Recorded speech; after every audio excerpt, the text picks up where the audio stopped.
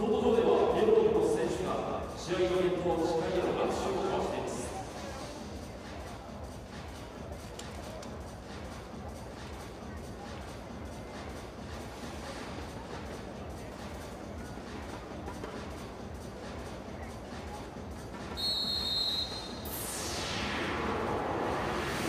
これより公式合格を開始します。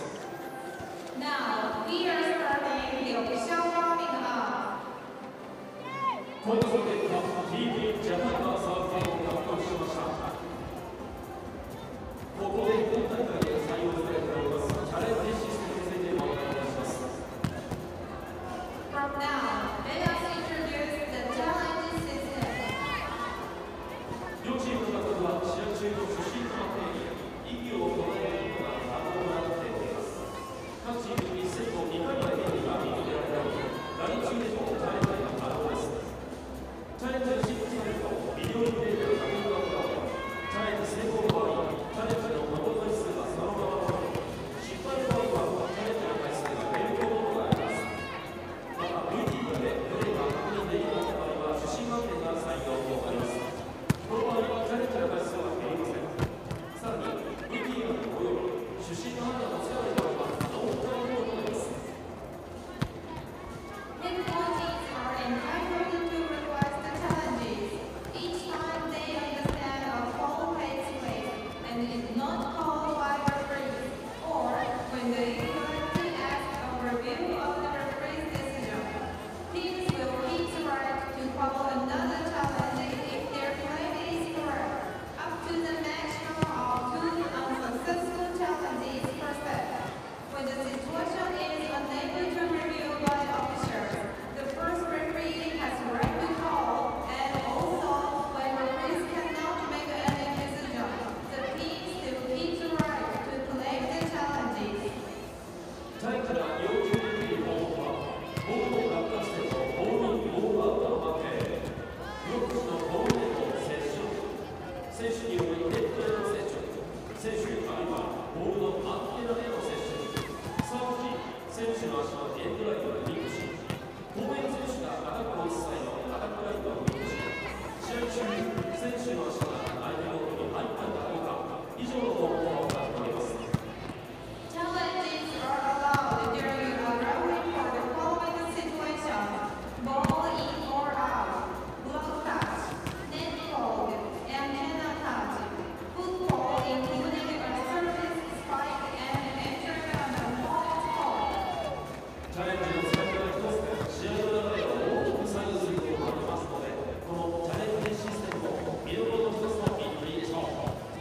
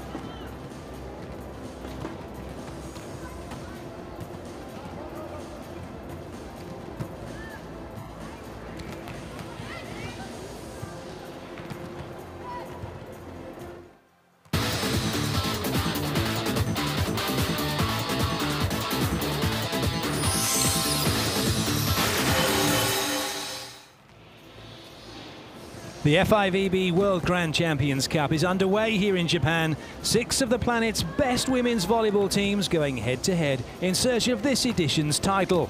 Up next, the hosts Japan take on the USA right here at the Nippon Gaeshi Hall in Nagoya.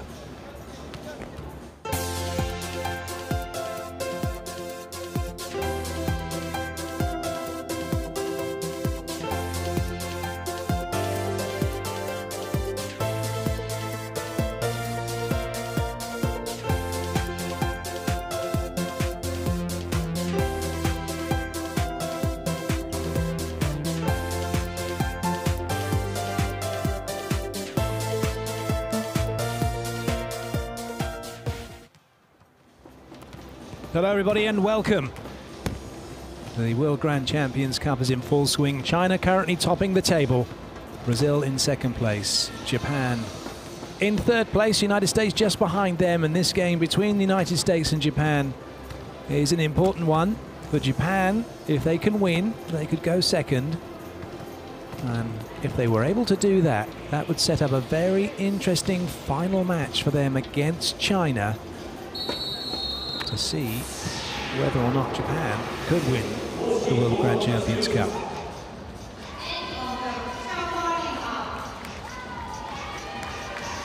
Both teams have a 2-1 record as it stands. Japan beat Korea, then they lost to Russia 3-1, and then they beat Brazil 3-2 in an epic encounter.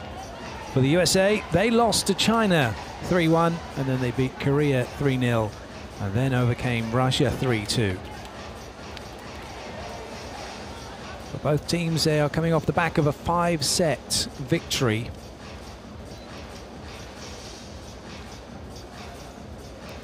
Japan spurred on by a capacity crowd here at the Nippon Gaeshi Hall.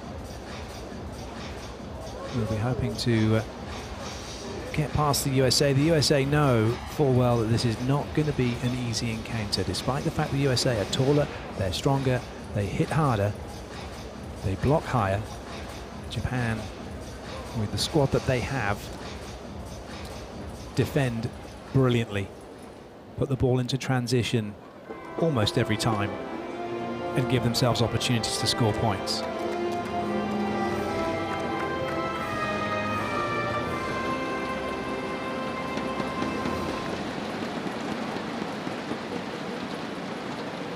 Teams out onto court, and so too the local young volleyballers here from Nagoya as mascots. Time for the national anthems. We will start with the USA and we'll finish with Japan. Please rise for the national anthem of USA.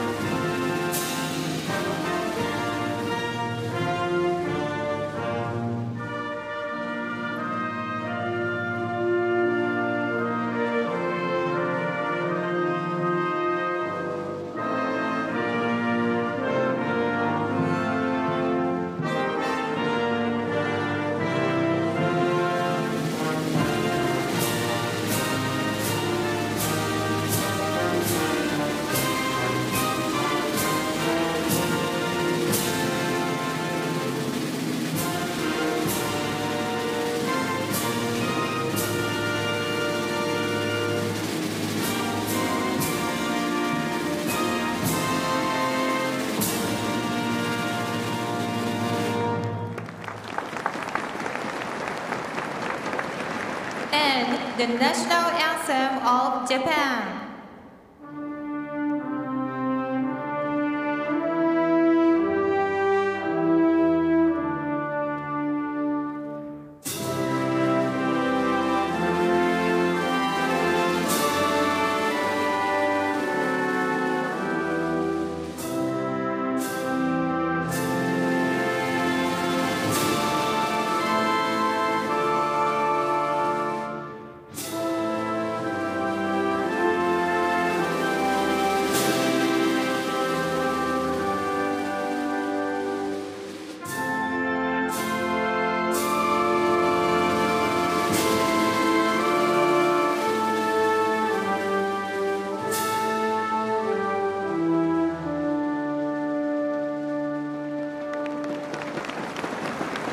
ありがとうございました。ご着席ください。続いてセレモニーを手伝ってくれたエスコートキッズと選手の記念撮影です。 Then that'll be a photo opportunity with the local volleyballers. And a very special moment for all of them to have their picture taken with Team USA and then get to high-five them. And for these youngsters with Team USA, they will get to see Fuluke Akinradawo next season, as she will be playing here in Japan for Hisamitsu Springs. And for the youngsters who have Team Japan, they have walked out with a very special moment indeed for them. A special moment for these two who are in charge. Mohamed Shamiri of Iran is the first referee on the left-hand side of the screen, and he'll be ably assisted by Yuri Mokra of Slovakia, the second referee for this one. There'll be a further announcement for them officially by the on-court announcer very shortly. While we have a look at the teams, it'll be the USA coming out onto court first and then Japan. Coach Kachikirai started with Carli Lloyd setting number 3, but then changed to Lauren Carlini and has pretty much stayed with her. And also in their last match, Fuluke Akinradawo was replaced by Lauren Gibbermeyer, number 8 through the middle. So today we just await to see exactly what and whom will be coming out onto court and who will be starting. It does look as if perhaps Carli Lloyd is going to get the nod, and she is waiting to come out. And also it looks like maybe Tori Dixon might get the start. It just depends which way round the lineup is coming out onto court first with, and if it's the other way, then that means Carli and Tori and Barch won't be starting.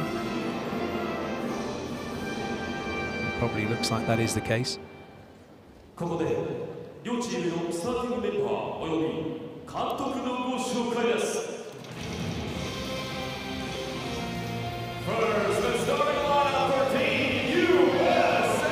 So the USA do come out onto court, and it is the opposite way around to where we thought it might be. So Carli Lloyd is getting the nod as a starting setter, and Tori Dixon through the middle, Gibbermeyer through the middle. It's Jordan Larsen, number 10, through the outside. Andrea Drews, number 11, in the opposite slot, and Kim Hill, number 15, the other outside hitter. Megan Courtney is the libero. So a few changes.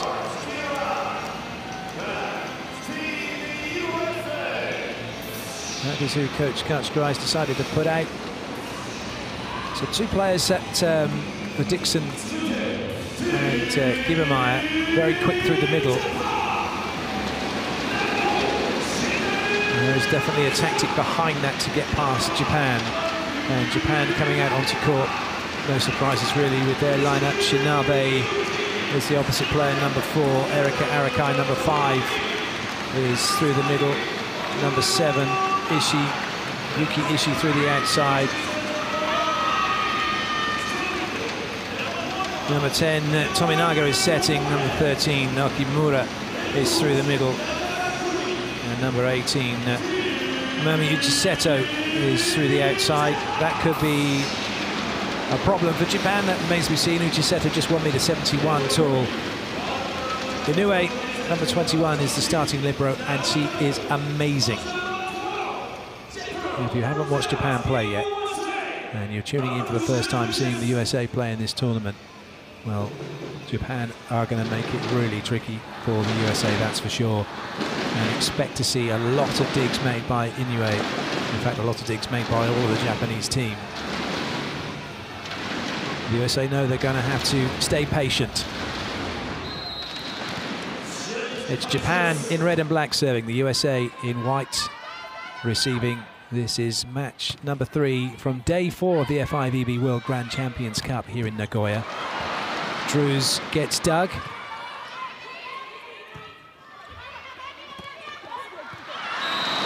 And then Japan get block out off of Gibbermeyer and Drews. Shinabe with a tidy play. So Japan 1-0 up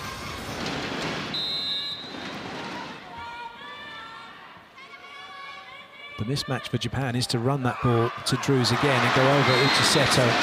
But it doesn't matter because Japan have aced the USA. Tominaga with a decent serve. Courtney, Larsen and Hill with a bit of work to do against this Tominaga serve. Lloyd does have 3 front court hitting options to choose from. And that's another good touch by Uchiseto. Oh dear, well, that's very interesting. I guess Tominaga was there to play it. Shinabe then gave her a call because that would have meant Tominaga could have set the ball, but I'm surprised Tominaga just didn't go and set the ball straight out wide to Uchiseto to have a swing on 2.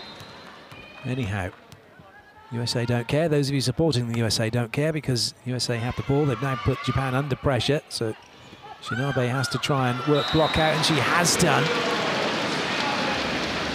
Drew's guilty of going perhaps a tad early with that block and then offering herself up to be wiped. Japan with a 2-point lead.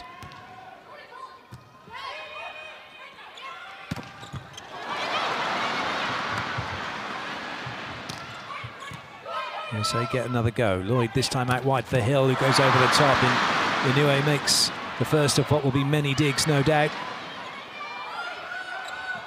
Now this is classic Japan at the moment, but they're unable to put that one away, and they could pay the price for that, but still the ball is alive.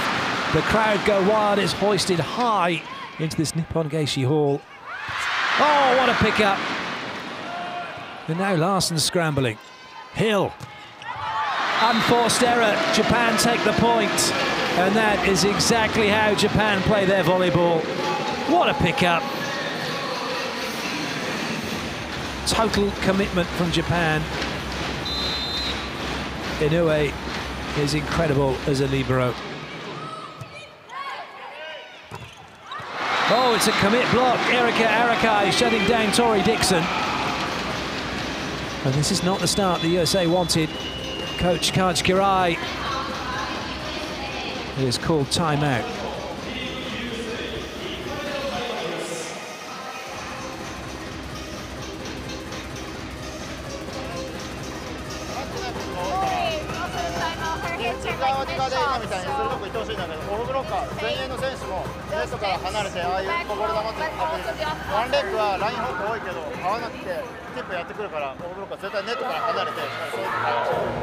Chance ball, not your business. Okay, they will take you a set.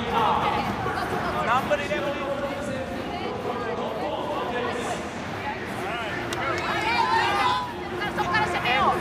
Keep try to use your left arm.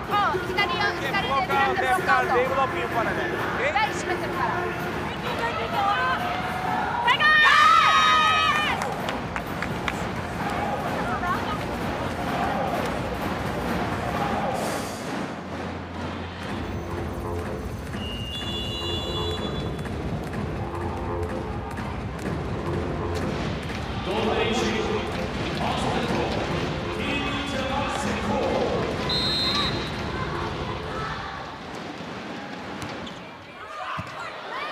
Another good serve from the USA. Oh, there's another error from Hill, trying to go over the block.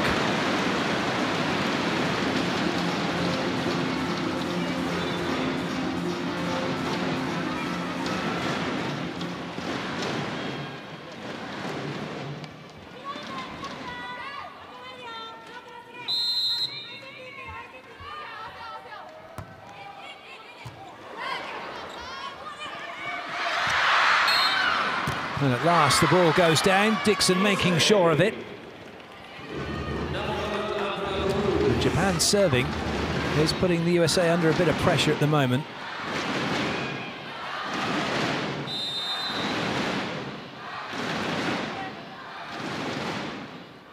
Drews.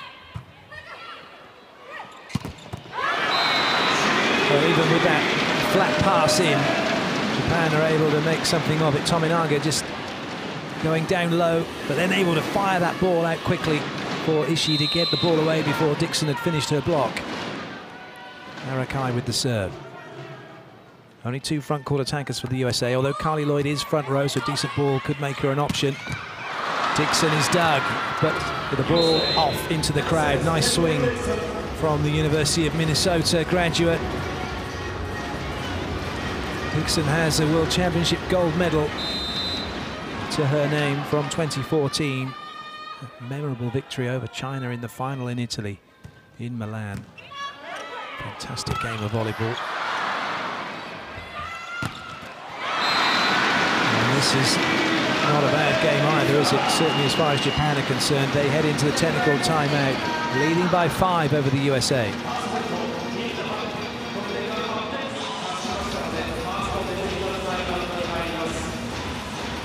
The middle is always safe, so try to go in between, okay? ライン閉じてっちゃうけどサイド間空いてるからミドル遅れてるどっちも Don't forget team number 15 is S5, okay? Libero is here.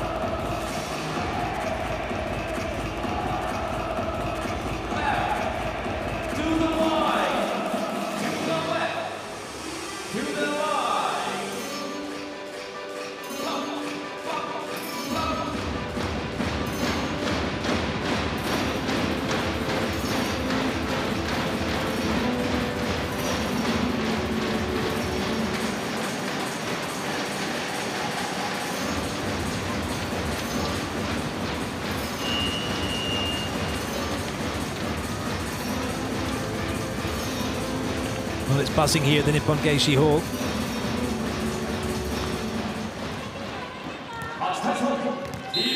The USA are up against it at the moment. Haven't quite got their game going, haven't got their first pass working as effectively as they would like it. That's a better ball in. But not a good swing from Drews. This is all new for Andrea Drews. She does play pro volleyball in Puerto Rico with Peguas Criollas. Went to Purdue University and had lots of success at the NCAA. There's an all Big Ten selection and an ABCA All-American second team. But this is a step up playing for the national team, particularly playing against Japan in Japan. And it isn't getting any better at the moment for the US. Another timeout called by the USA. Karch has none left now.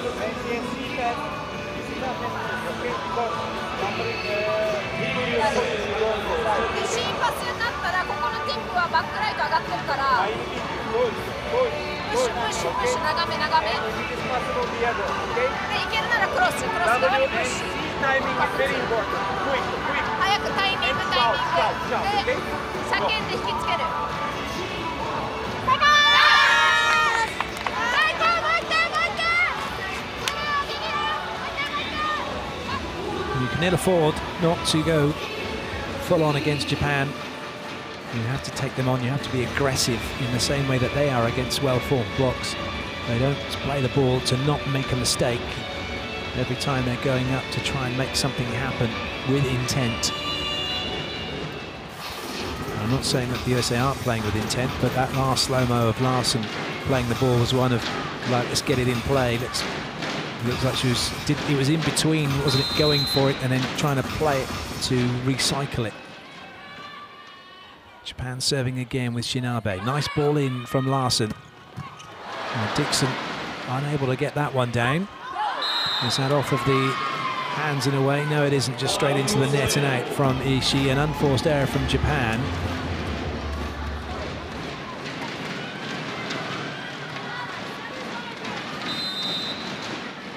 Dixon with the serve.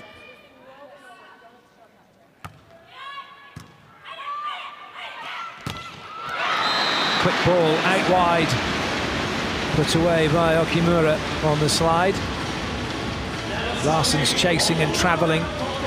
And then Gibbermeyer unable to get out and close the block.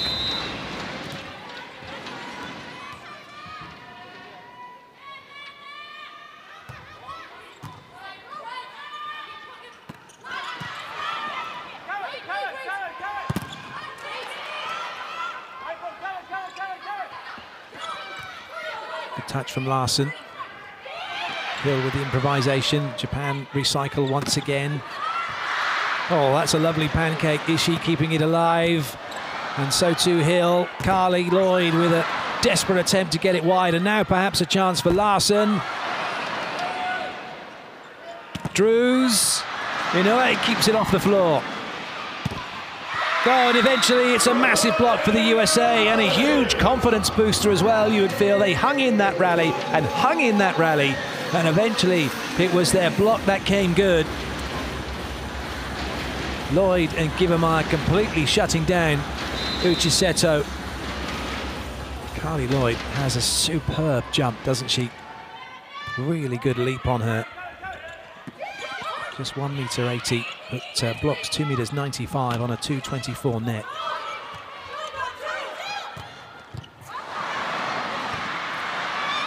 Not just Inoue who can play good defense, but also Kobata.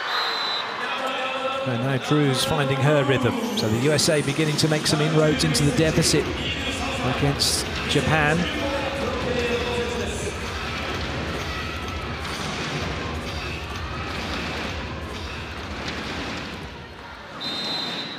Carli Lloyd said in the press conference after the USA's game on match day 3 that they were excited about this game, the team. They know that they're going to have to be patient. They know they're going to be up against a team that can play great defense. And they mustn't get frustrated. Now they're here.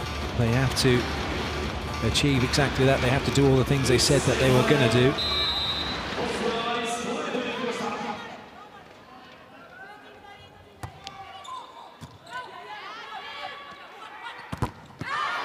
Larsen gets block out off Uchiseto.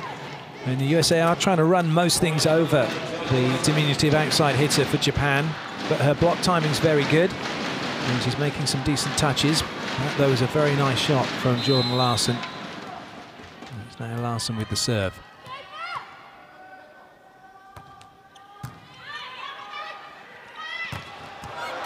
Good touch from Wong, and a good chase by Hill. That's going to be a foot fault against Ishii.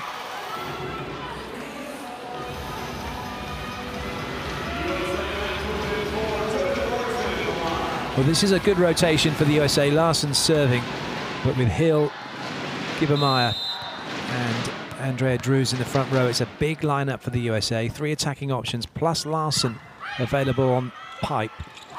So if they can get the ball in transition, things look good for the USA.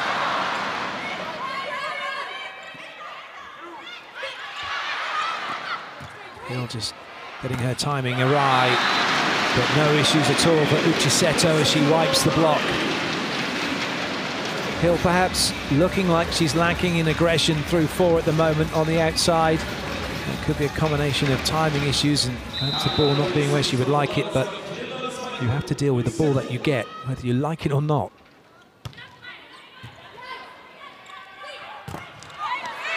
And she's dealt with that one very well, off Shinabe and away.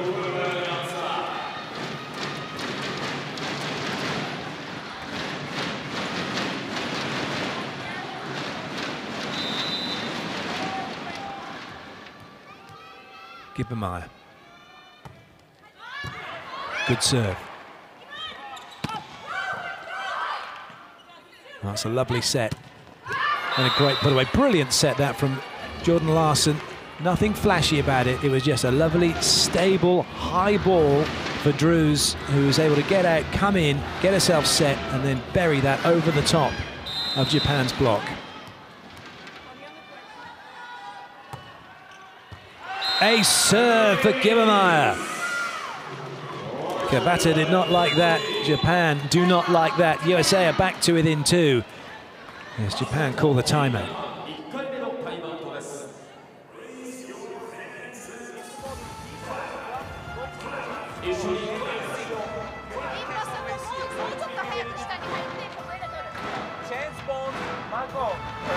was doing, you know the one they did hard.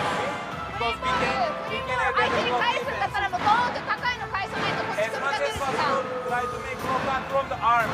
Okay, arms. Okay? Go aggressive one more.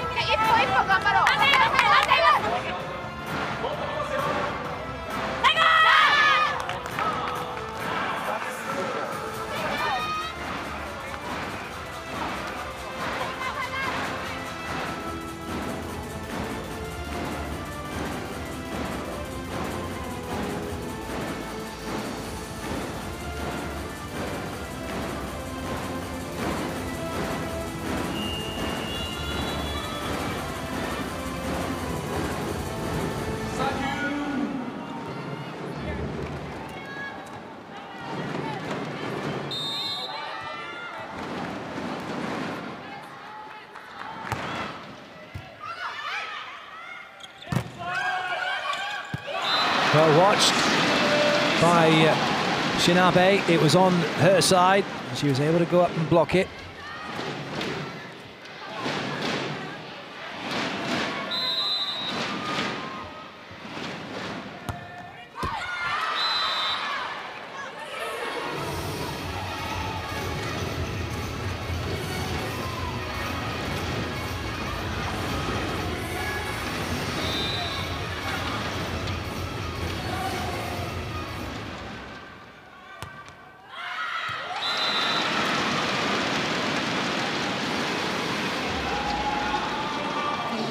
USA can ill afford errors.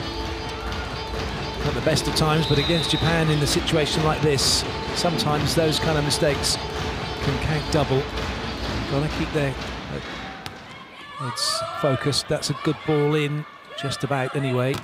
Oh, that's nice from Hill. So she makes up for the not perfect pass, shall we say, with a really good swing over the top of the block. And that's where the USA should be able to take Japan apart, in the sense that they could keep volleyball very simple. A high, wide ball to Hill, to Drews and to Larsen should be enough for them to put the ball over the top of Japan's block.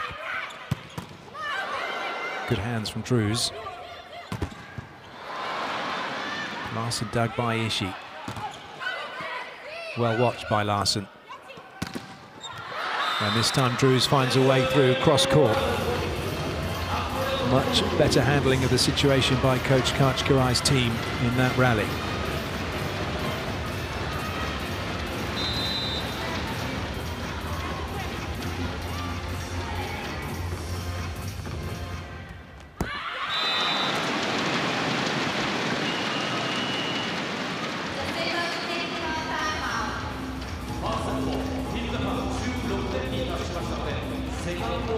So Japan only 2 ahead.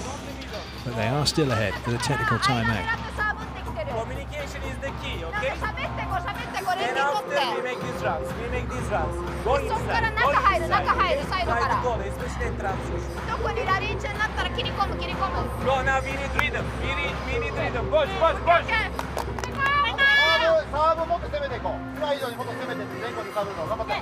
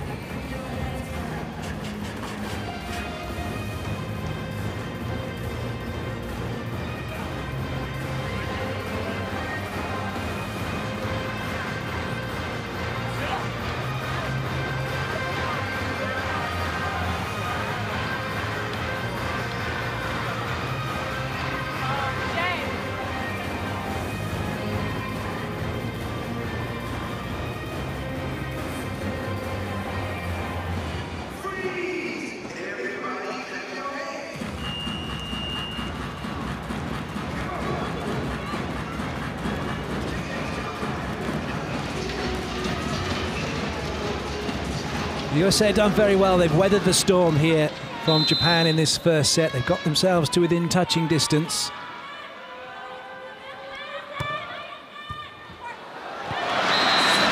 Well, that's a big point for Japan. off the back of the technical timeout.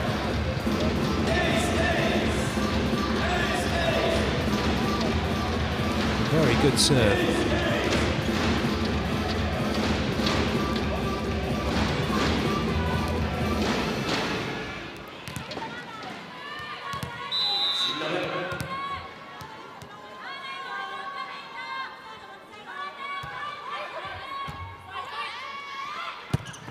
Good swing from Dixon.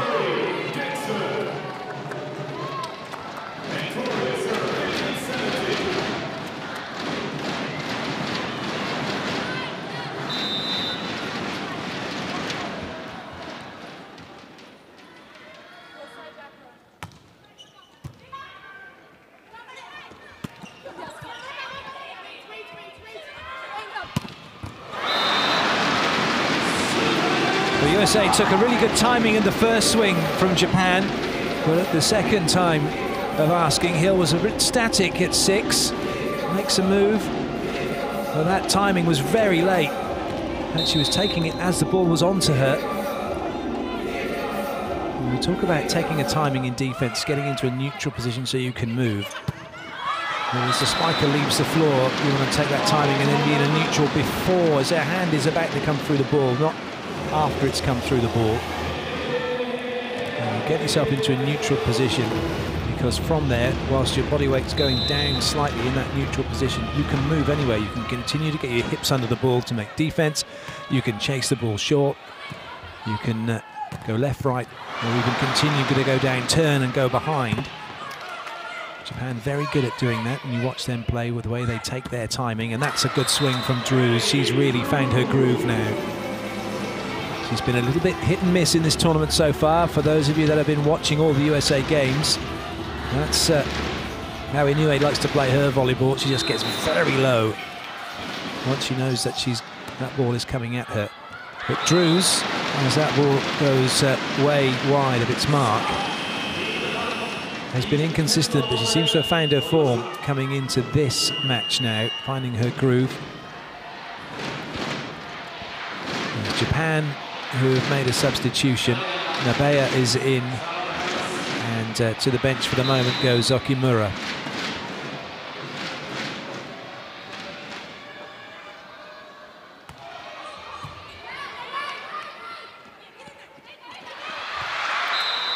Well left. Mind you, it did look more in than out. There might be a challenge coming. Indeed there is. So the USA are going to challenge this ball in or out. Any part of that ball catches any part of that line and it's in. And the fascinating thing that we've seen from the challenge system technology and the video footage that it produces is just how much of the ball impacts down on the floor. It's almost its entire circumference impacts down. So in the old school, and you talked about if the ball's shadowing the line it's in, that's because with the human eye you don't see it touch as it impacts down. You see that shadow, you see the circumference just over the edge of the line. So if you see a ball shadowing the line and you're line judging, you should give it as in. Especially if you don't have a challenge technology, which for us mere mortals in our normal everyday volleyball, we don't. What does the official review say? Indeed, in is the call because of that impact of the ball as it touches the floor.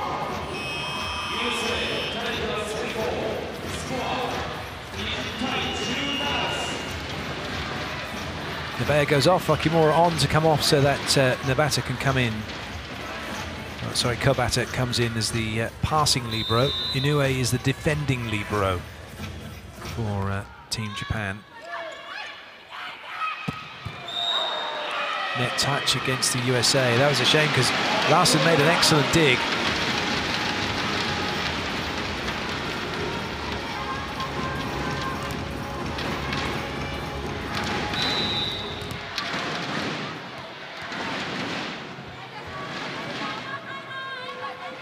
Tominaga. Ace serve, Tominaga. Just turning that one across her body and then over the right shoulder of Larsen. Larsen must have thought, yeah, that's going out, but that's landed well in, hasn't it? That's a wonderful serve from Tominaga. You have to do well to catch out Larsen. pancake will work.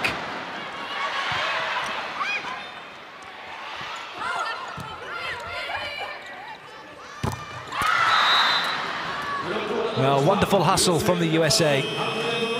It could have so easily been an ace for Japan, but the go-go gadget arms of Kim Hill getting under the ball, and then the USA managing to scramble their side out. Kibamaya's gone off, and Bart just come in to serve.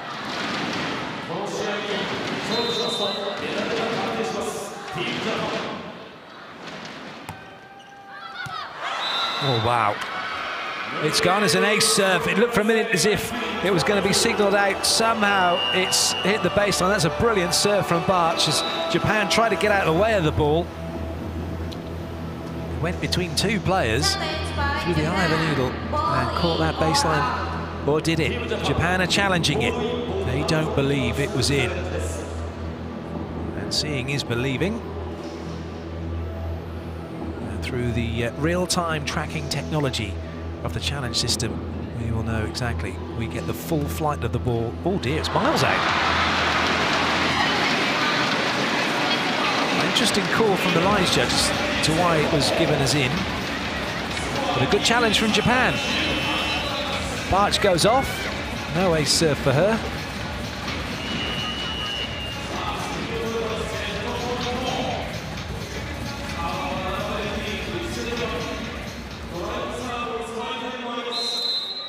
Uchiseta.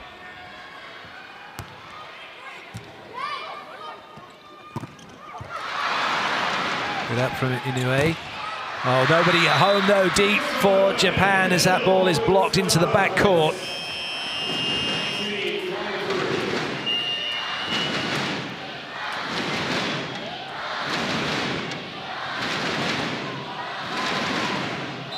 Carlini's come on to serve. So two setters on court for the USA. Good up from Wong. And a great finish by Larsen, an excellent point for the USA. They are not giving this one up without a fight. They're 3 behind.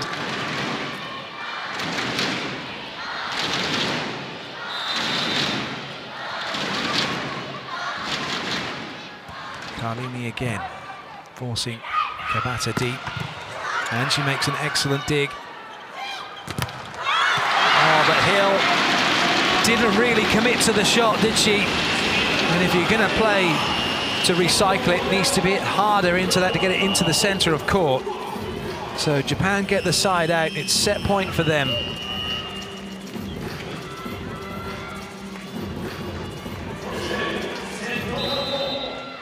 And Shinabe's gone off, and new blocker in for Japan. Horikawa. But it goes the other side of Horikawa as Dixon puts it on the floor. So it's backs to the wall time now for the USA. Hill to serve. Can they keep Japan at bay for the next 3 points?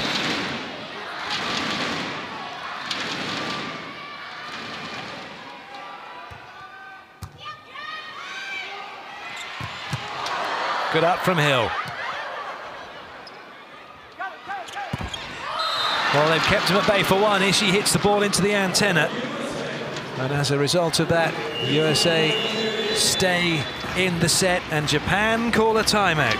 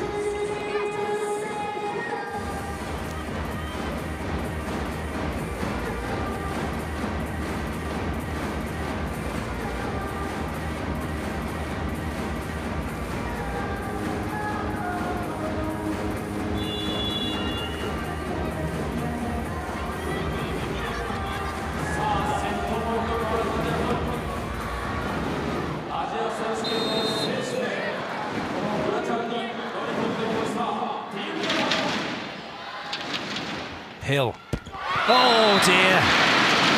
Well, I guess it was always going to be tricky anyway with Japan on set point. USA needing 2 just to get level. But an unforced error doesn't help the cause. Japan delighted. They've taken the first set, 25-22.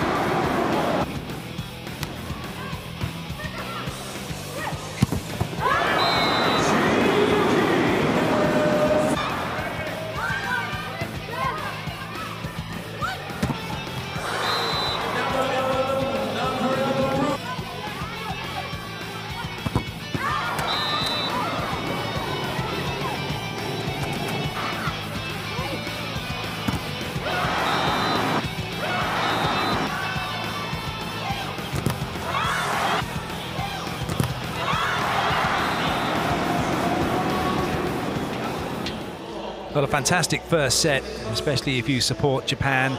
It was one where the USA made 10 errors. I thought they made a few, 10 in the end, and that's just too much at any level, isn't it? You can't give a team 10 errors and expect to win a set. So if they would have cut those down, well, it speaks for itself, doesn't it? They probably would have won the set. So regardless of anything else, those unforced errors need to go. And if they do, then Japan are going to be struggling.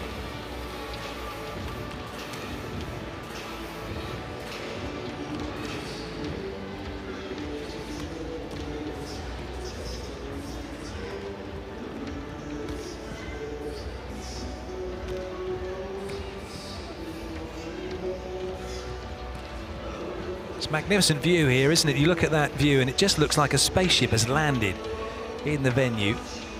Like close encounters of the third kind.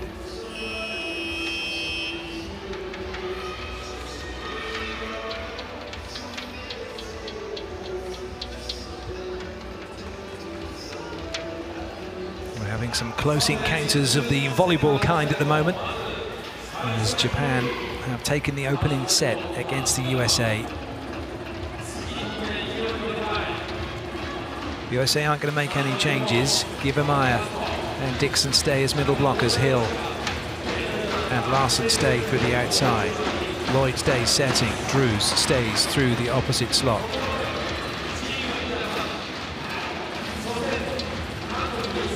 And similarly, there are no changes for Japan.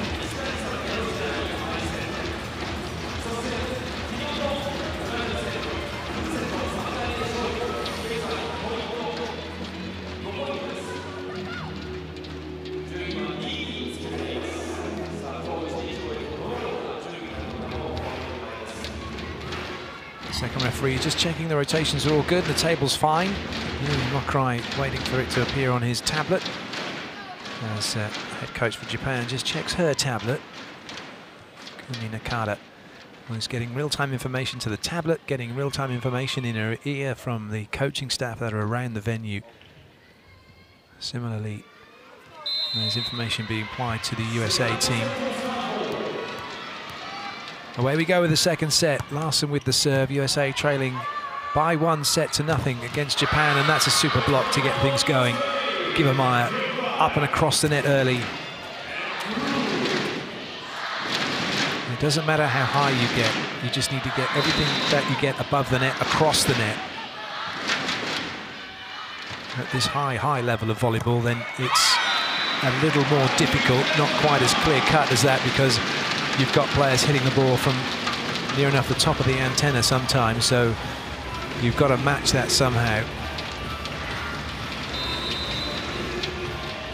but you run the danger if you just put your hands straight up in the air and don't press on the ball, then it's going to come off your hands and more than likely out of play, depending on how smart the opposite hitters are. So the USA have the ball, and it's Gibbermeyer with the serve.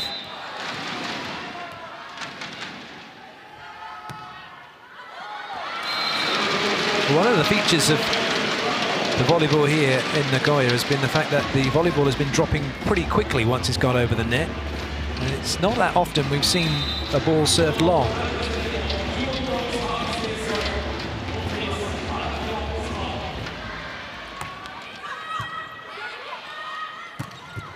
Good up from Arakai, but that won't stay in play.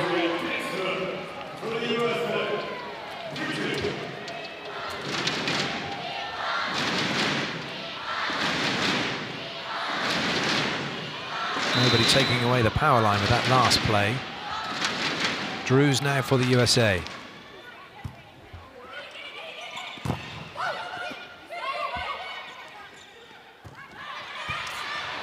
Good up. And a nice wide from Ishii.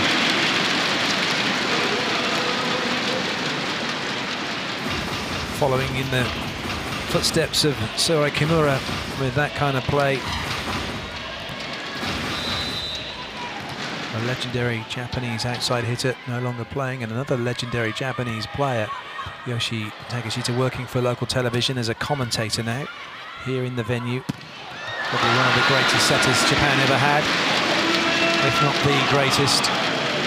And Japan move themselves in front.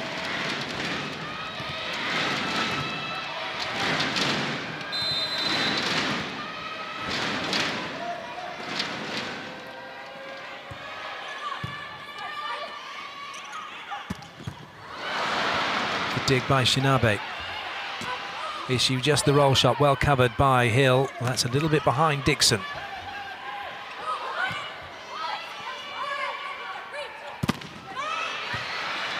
More aggressive hitting from Hill, putting Japan in a difficult situation. That's a wonderful dig by Courtney. Hill again jumped a little bit early for that one. Lloyd gets a good touch. Another exciting rally.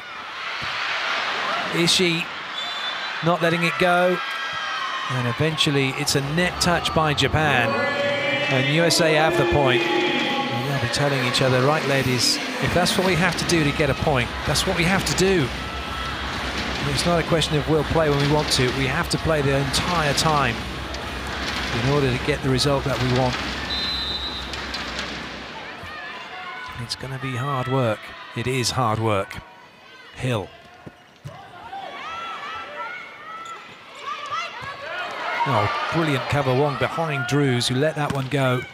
And then Larsen with a brilliant swing cross court. You get the feeling there must have been a call from Wong to say she had that, because Drews let it go. Excellent piece of volleyball from those two.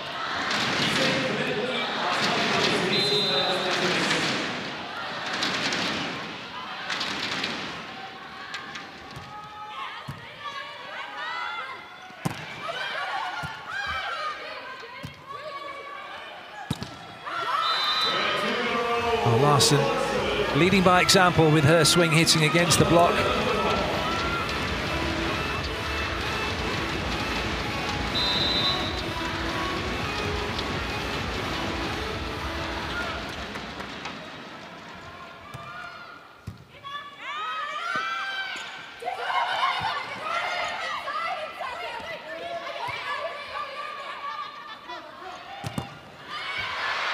Oh, fantastic.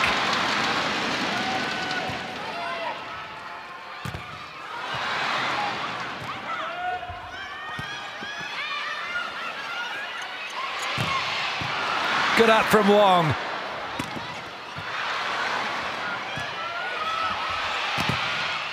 She can't get past the block, but Japan can go again, and Tominaga still the opportunity to have the swing and took it. USA very nearly kept it alive, but again another energy-sapping rally. What about that for a dig, and then the cover as well. In the end, it's Japan who take the point.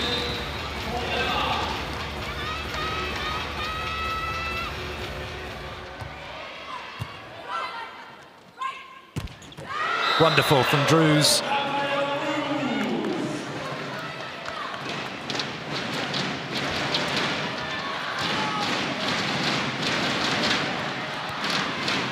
That's a great swing.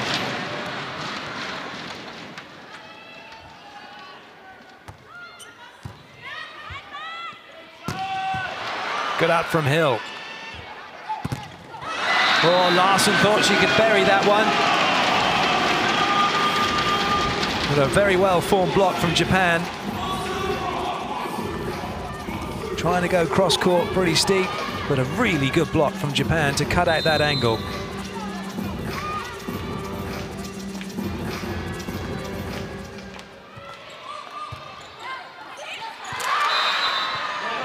Lloyd just taking the ball's energy and moving it on into the block and out of play. So the technical timeout, it's the USA who lead by 2 but trail by 1 set to nothing. She's getting confused, so she's getting slow. Try to move her, okay? About attacking the change one. Number 11, opposite left, she kills many balls, okay? So when you keep in front of her, make her fall down. If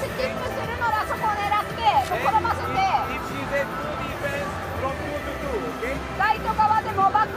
Then she's second line from 4 behind, okay? Make her fall down from here, okay? Number 11, we need to kill her, okay? Go!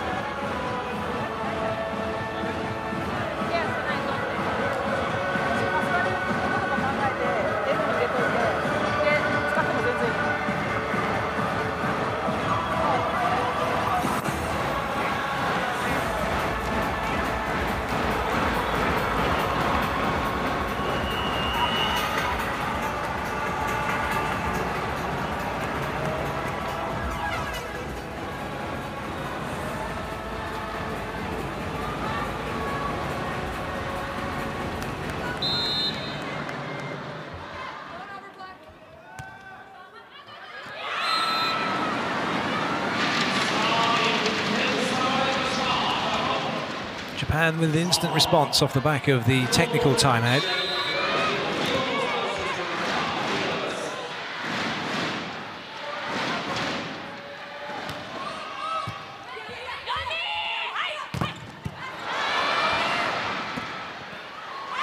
Tominaga working hard. Uchiseta causing the USA a bit of an issue here. USA reset, nice touch from Drews to stop it coming over. And then a bit of a throw from Shinabe. Larsen has a look to the referee who says, no, it was fine. And so Japan have leveled the score.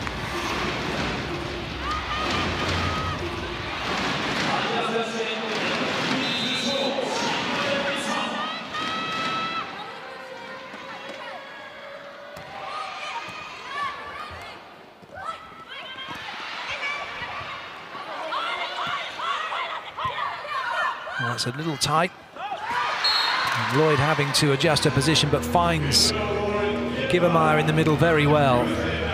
That's never an easy set to make when you're drifting back away from the ball, but she just about gets it into Givermeyer, and Inoue unable to stop it from hitting the floor.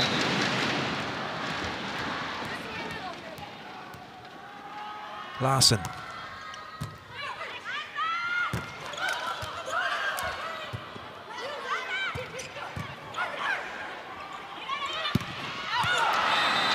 Nice play. Hill getting across the net, Givermeyer joining her, and then Japan trying to avoid the block. And in so doing, missing the court. The USA have got their 2-point lead back. Larsen will serve again.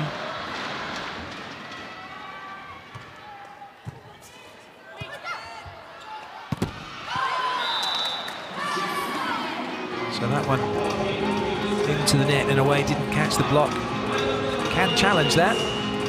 But they're not going to, just going to call a timeout instead, Japan. USA now leading by 3.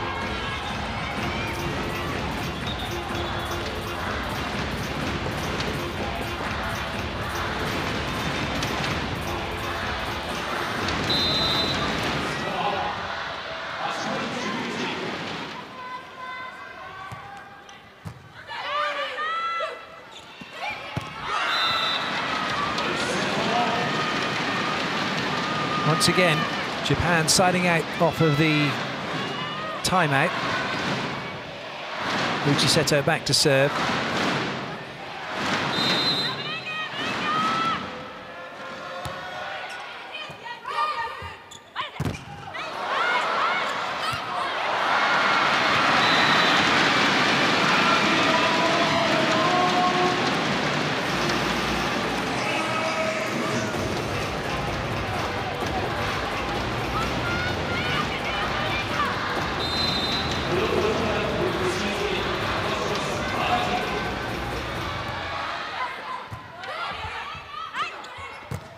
Nice from Drews. That's what she brings to this USA team. She does hit the ball very, very hard. At times, perhaps doesn't get herself as straight in the air as perhaps she could. Doesn't use her right arm perhaps as much as she should to get herself up into the air. But at this level, with these players being as tall as they are, the technical perfection you see for the shorter players isn't there because it doesn't need to be there, not all of the time. Classic example of that would be Zhu Ting for China. She has no arm swing at all that is of any use to her with her arms going backwards. They just almost just go down to her sides and then she jumps and gets her arms up in the air. It's all legs for her. And when you look around, there are other examples of that. Oh, that was lovely. Lloyd couldn't really go anywhere else. She was jumping with her hand outstretched. Hands already up. There was nothing else happening. Well, that was a really good swing. Nobody going in and helping out against Dixon. USA pleased by that lovely set from Lloyd. And now Drews with the serve. Oh, that one hasn't quite landed where they would like it to.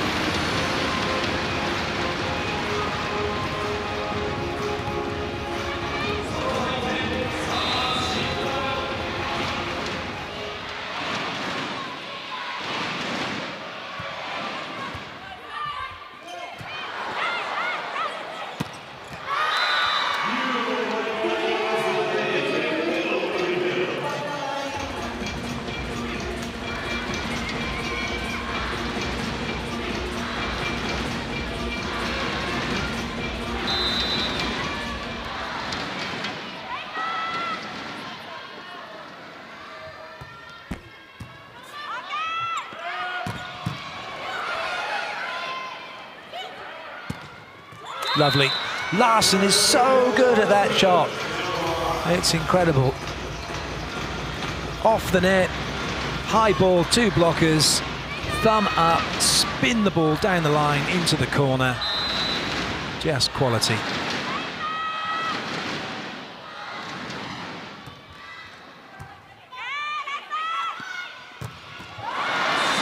Nishi drifting with that ball, hammers it to the line. But they're going to challenge ball in, ball out. Did she catch the line? Challenge by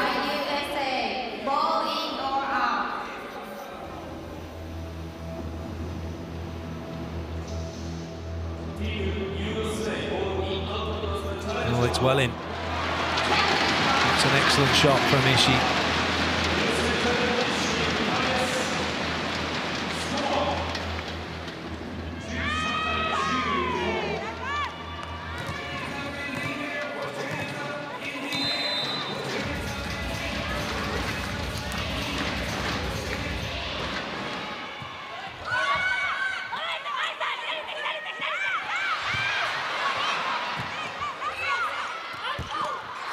Good blocking from the USA. They flooded the middle. Dixon, Larsen and Lloyd all in. And they're able to get the block. USA leading by 3 at the second technical timeout.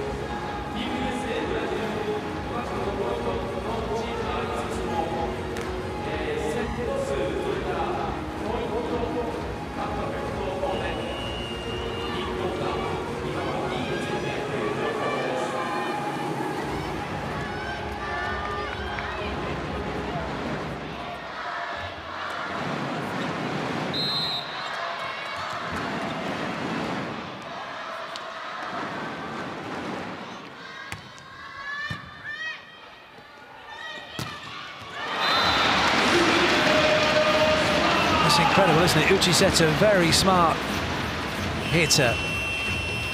He's never going to be a player who's going to get up and bury the ball in the 3-meter line with head and shoulders above the net. But she's able to work the block, work the gaps, find the seam, put the spin on the ball required. Japan make a substitution.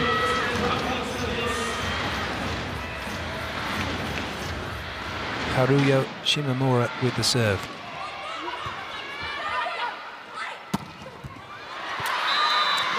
Larsen make sure it doesn't come back. USA are keeping Japan at arm's length here. And that's all they need to do to secure this set and level the match.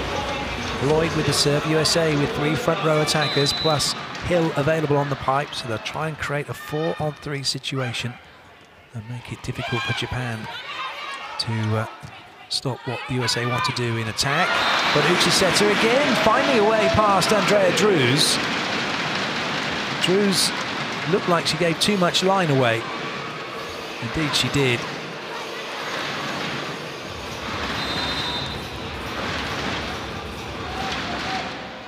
There's got to be a case for Drews standing out wide on the antenna, forcing Uchiseta to hit inside. That's staying in play.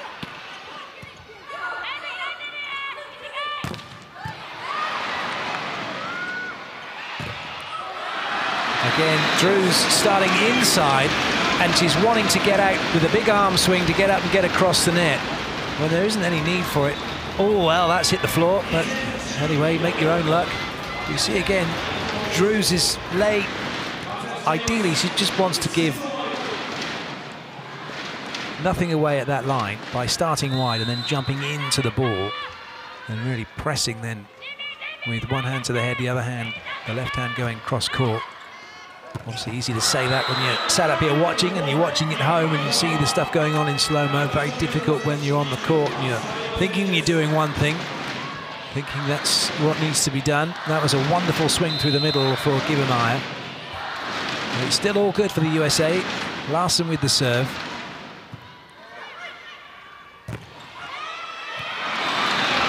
once again, the speed of attack from Japan causing serious issues for USA's block. They're under an immense amount of time pressure to make a decision and get a fully formed block working. Nabeya coming in.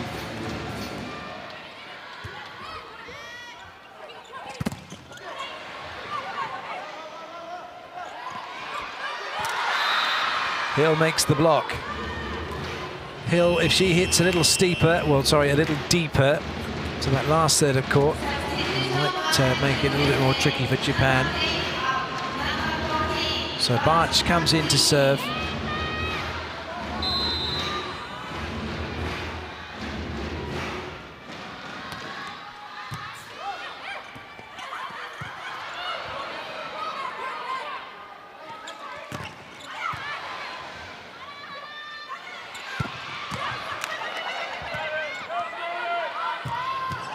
Oh, good dig. Well, that was a horrible spin on the ball, too close to the net. Japan could do nothing about it. USA looking a little bit more comfortable now in the set. Japan realizing that, have called a timeout.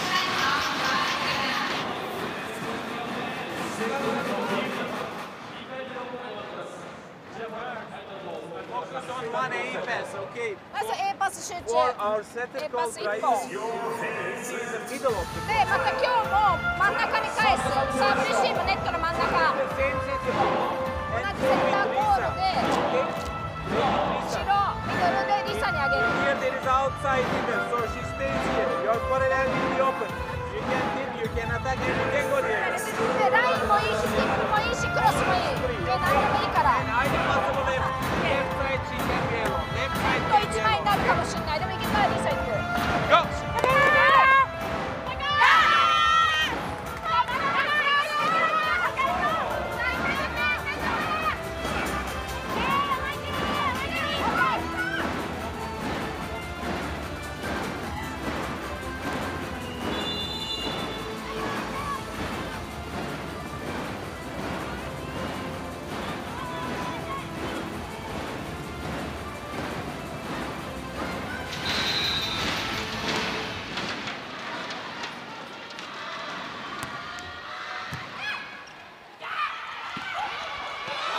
Oh, that's a shame. Hill have gone up early and then brings the ball down with their inner arms.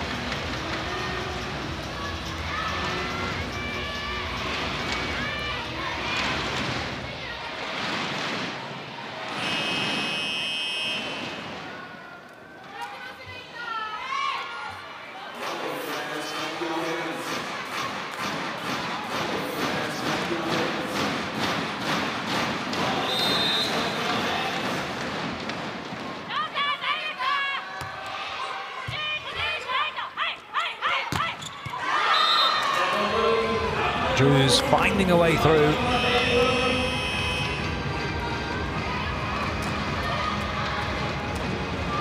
Lauren Carli coming in to serve.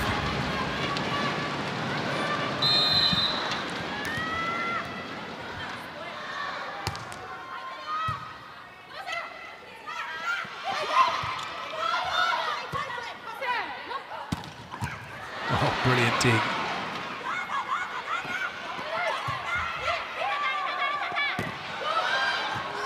Good work from Carlini. And Hill with a nice high swing off the hands and deep.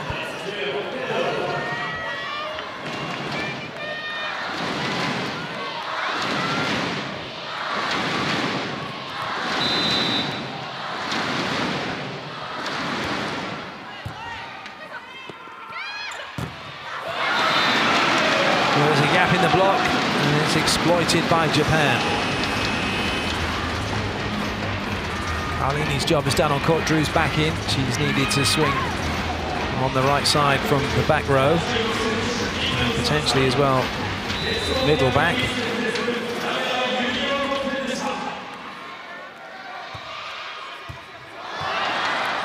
Good rescue from Carli Lloyd. Nice work by Megan Courtney.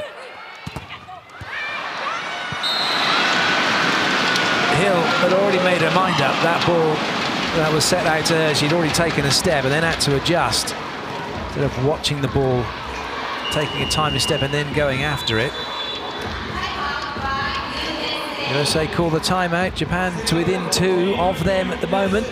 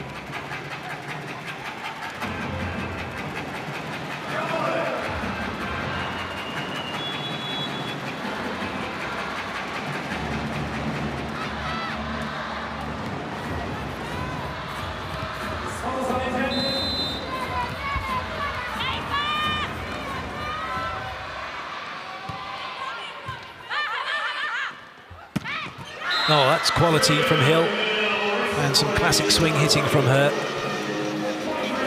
A negative set from Carli Lloyd. The ball came into her, she had to take the energy and then put it back into the ball to send it out the opposite direction from where it came in.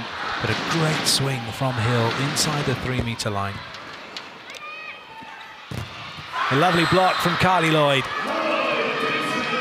She is an excellent blocker. Watching that all the way.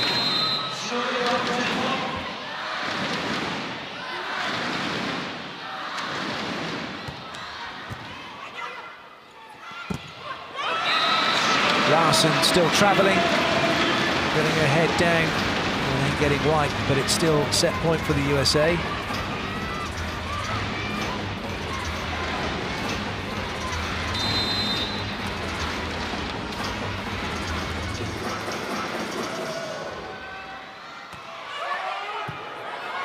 Lovely pass. Good dig.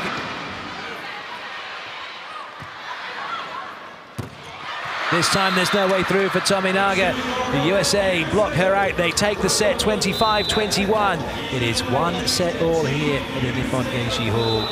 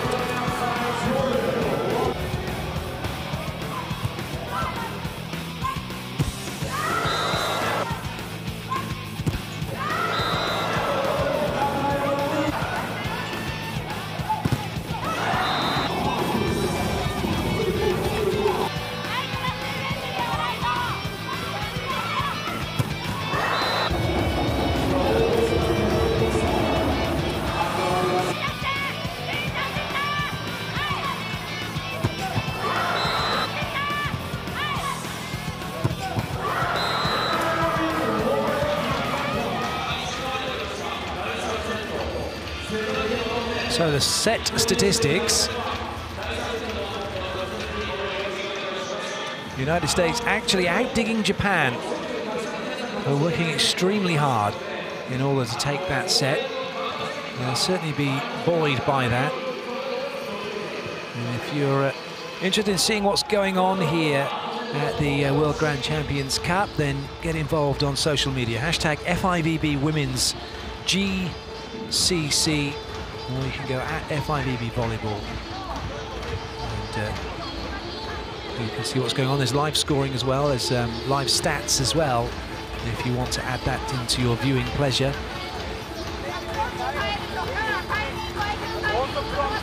Make them confused. This is your thing to do, okay? And also for middle, if you take a point, okay, can you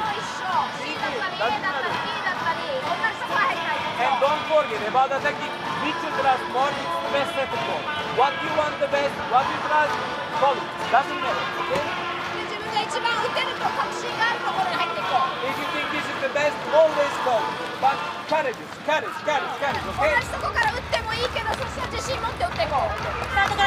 I'm just trying to listen to what the second assistant coach, Ferhat Akbas, is saying. You'll see he's saying it in English, it's then being translated into Japan to the players. They're all listening very attentively.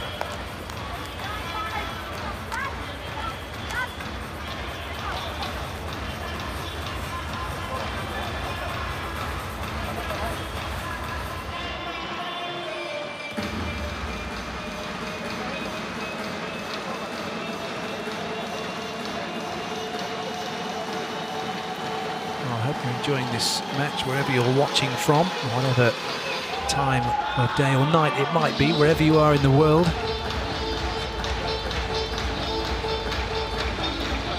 The USA have given a very good account of themselves in the second set to take that.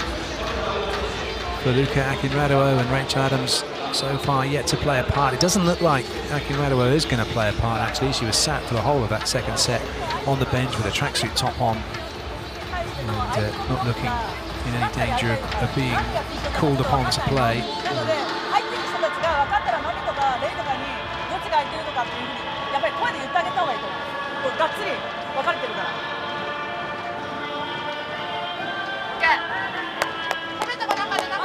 One thing that Coach Kartgaray hasn't done here, which has been a main feature of his volleyball and certainly was in the World Grand Prix finals, which was to run his double substitution of taking the setter out from the front row, putting an opposite in, taking the opposite out from the back row, putting the setter in, and then taking out what would be, in this instance, Kimberly Hill, and bringing in another outside hitter to pass for her across the back row, using all 6 substitutions. It was a mainstay of the USA's play leading up to the Olympic Games. At the Olympic Games, but post-Olympic Games, he's been hit and miss with that, depending on his personnel. It was used extensively at the World Grand Prix, but has not been used here, in part because Carli Lloyd got a bit of an injury. But no, she's injury-free. It hasn't happened yet in this match.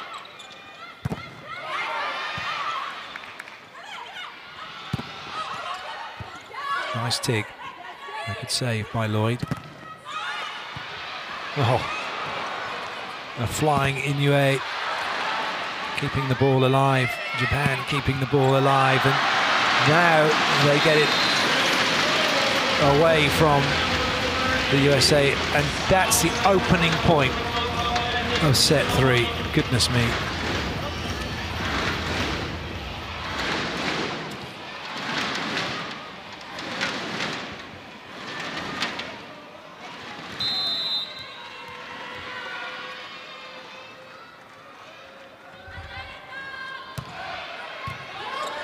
Nice pass from Larsen. Well, Hill was over the top, but she doesn't find her mark.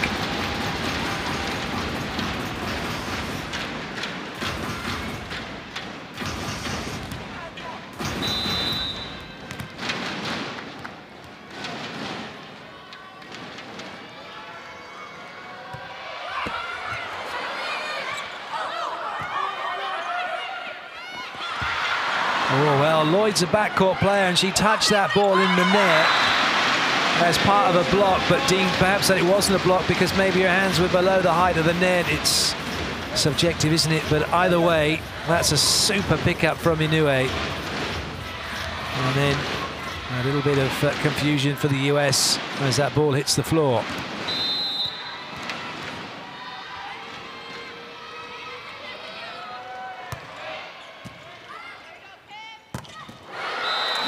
Good work, Gibbermeyer up early. Very close to a zero tempo attack. Certainly too quick for Japan to do anything about it. And now Gibbermeyer back to the serving line.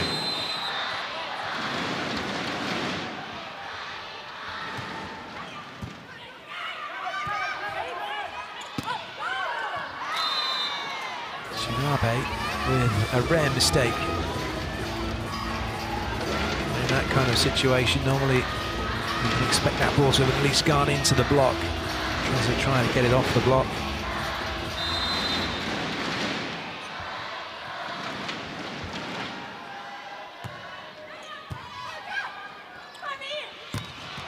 Oh, lovely.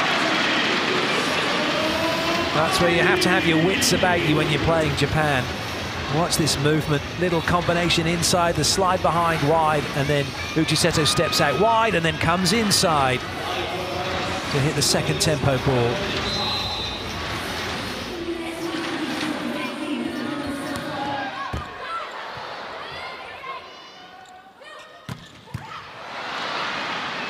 Somehow, Inoue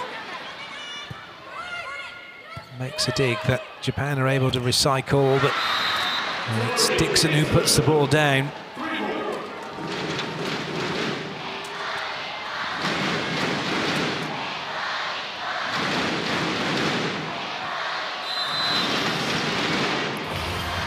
Andrea Drews from way back.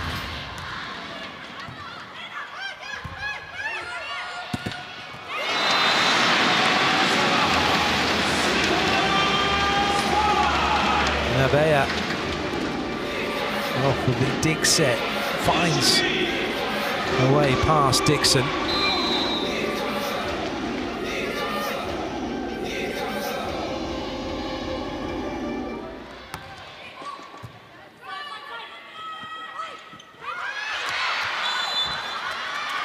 Oh, that ball was almost magnificently kept alive. Okimura went out. There's a middle blocker as well. Okimura is a middle blocker, realises she wasn't going to get there, and then came off the block to go and chase that ball down. It's not often you get middle blockers with that much court awareness and that speed, but then again, middle blockers outside of Japan are generally very tall, not perhaps made for defending in that situation, more about the blocking and the attacking.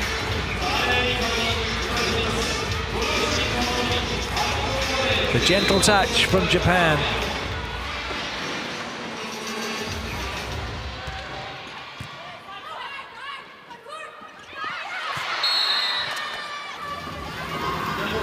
That's clever play from Dixon. He was very close to the net. She did well to get one, a touch on the ball, two, not touch the net, three, not go under the net.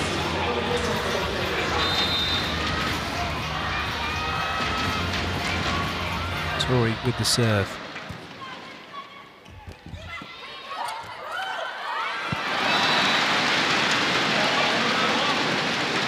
Well, Dixon made the touch, no one able to follow it up. Japan have the ball back there. Still leading by two, Nabeya with the serve. Oh well, you just see that overhead view, and if you're watching Andrea Drews, didn't link into what was going on. She was already off and out, getting ready to hit as Dixon was going to play that ball. So there's an opportunity wasted to keep the ball alive.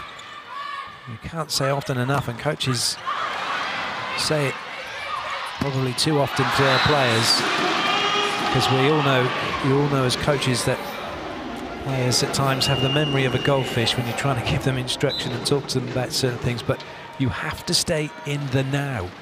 You can't go thinking about, I'm going to go and hit a ball if it hasn't yet been dug and it's not been set.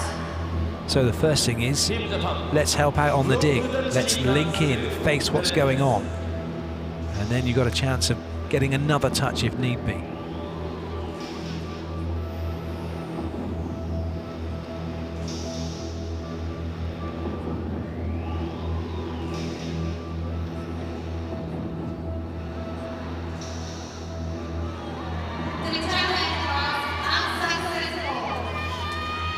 Just as well that Carli Lloyd doesn't have hairy arms. Otherwise, it may well have been a touch. Doesn't get much closer than that. USA take the point. And Japan comes straight back with a side out. So at the technical timeout, Japan lead by 2 in this epic encounter between them and the USA, and it is 1 set all.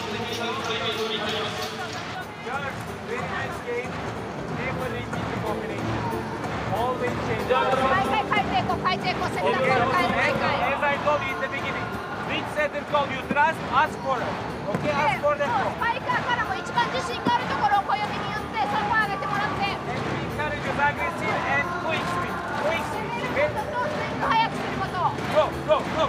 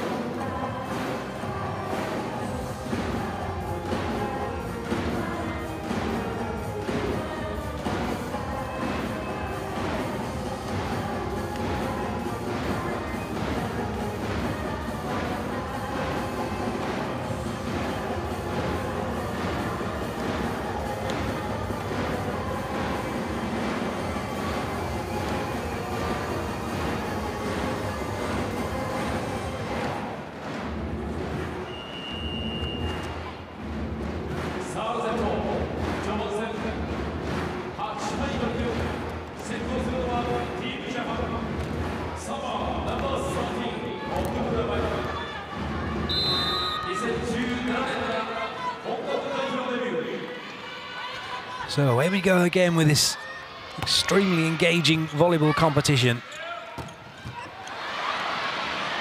between 2 very differing styles of volleyball.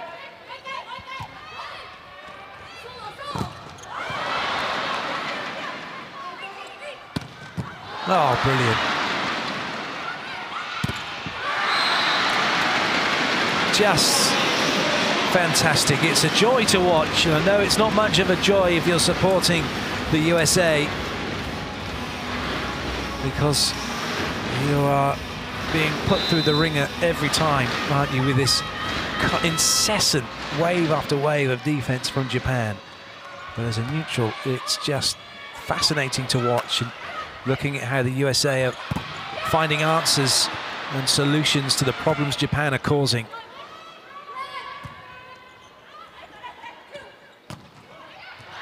And one of those problem solvers is Jordan Larsen again.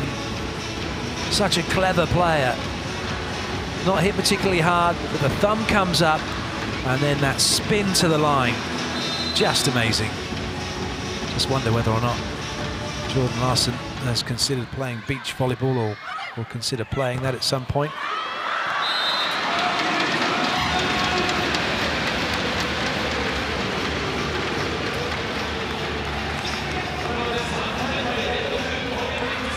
Just when you think Japan are in trouble, they're able to make something out of nothing.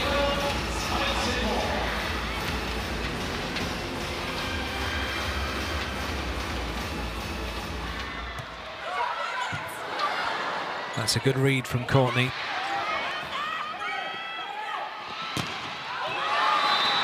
Looking for block touch, and it's been given.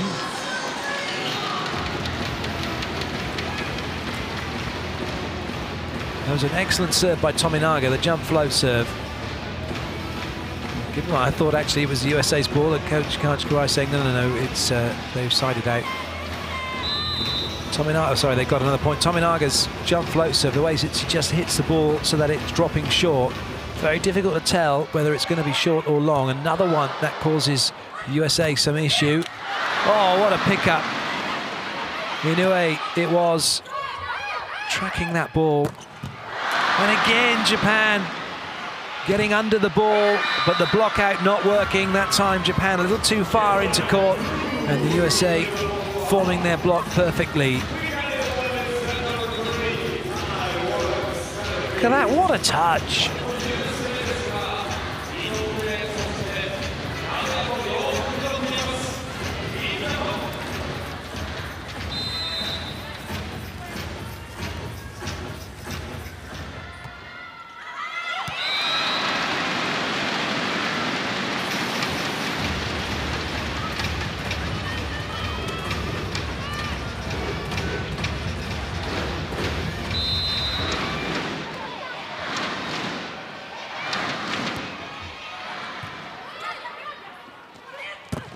Oh, that's nice from Drews.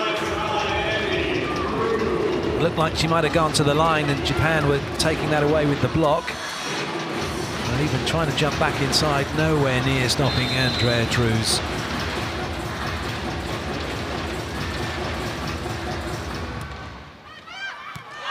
That's a good lead.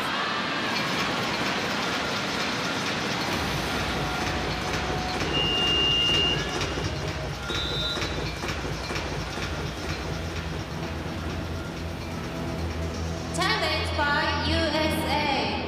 Ball in or out. Oh, USA challenge. That ball in out. It did look out.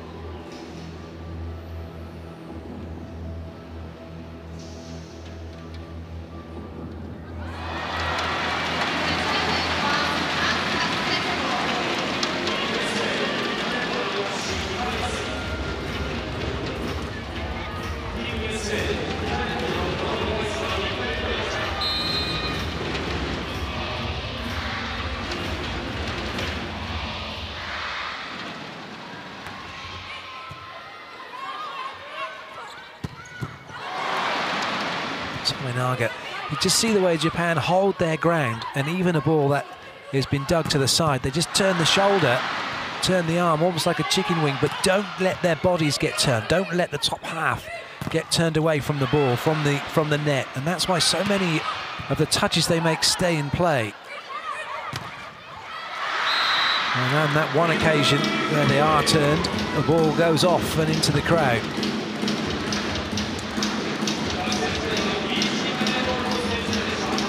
USA fighting hard, but in the moment Japan are keeping hold of their lead.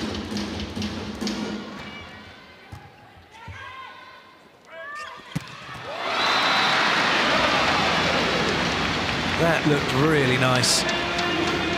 Yuri Nevea coming inside as a second tempo attack inside.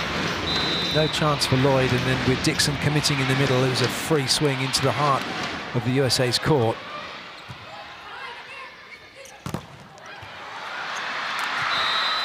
Oh, Gisetta just took that away from Inoue. And Larsen it is who has the point. Dixon now to serve. Gibamaya onto court.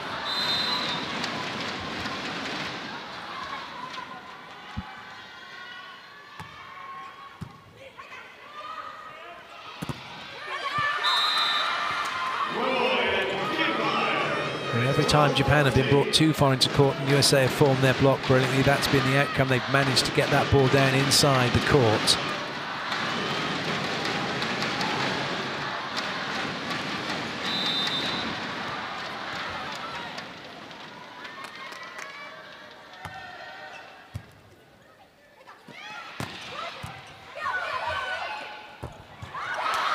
It looked like it might have been a bit low. Gibamaya did brilliantly, still got a swing on the ball. And now back to within a point, so Japan call the timeout.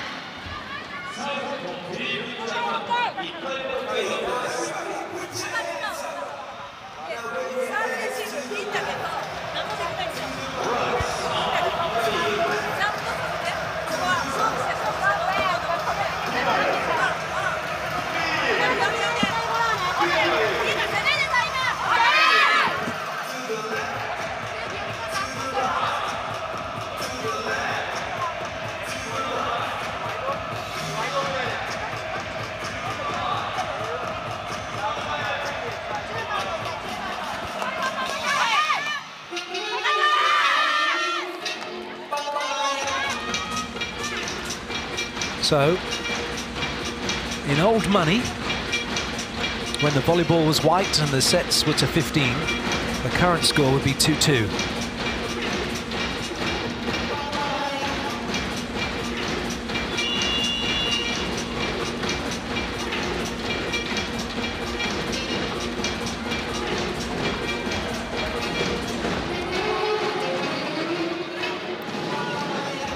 If you're wondering what I'm talking about, but there's somebody who did play volleyball when there was a white ball being used, then ask them if they're in the room with you. Unforced error from Japan, that ball clipping the antenna. So USA on to level terms now.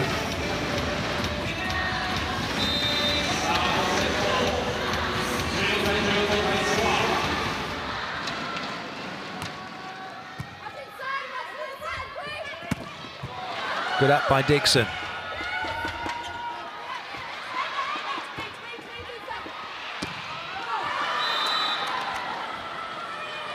And an unforced error from Nabeya hitting, and so now the USA have moved in front. An excellent period of play this from the United States.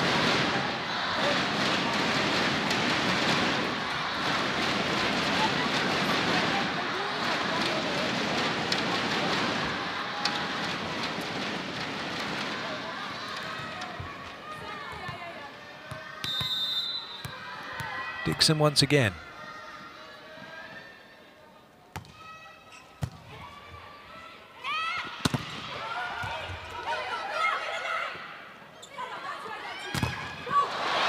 Good skill from Larsen and from Hill.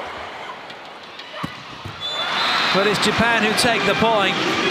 Well, that would have been something special, wouldn't it? You'd have seen clips of this time and time again if the USA had taken the point. Yeah, well, it looked like it was off the knee, but it's actually off the hand. And then a little bit of sitting volleyball from Kim Hill.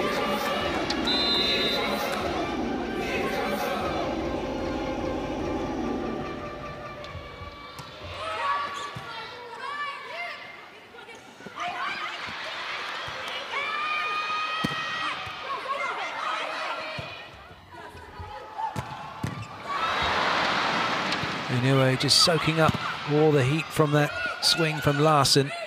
Larsen again.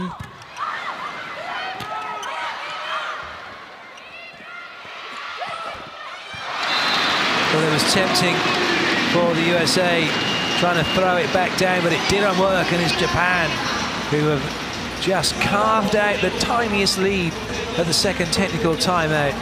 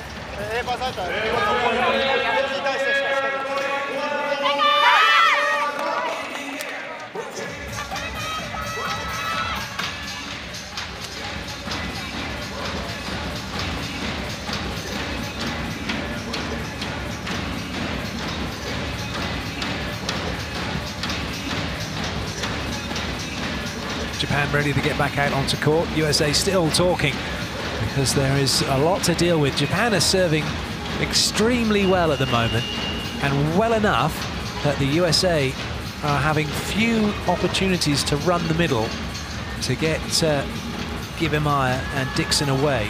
So it's becoming a battle of the outside hitters, Hill, Larsen, and then Andrea Drews, to try and get past two blockers and then three defenders, or four defenders behind them. Again, it's a serve that stops the middle coming, but it's a net touch by Japan.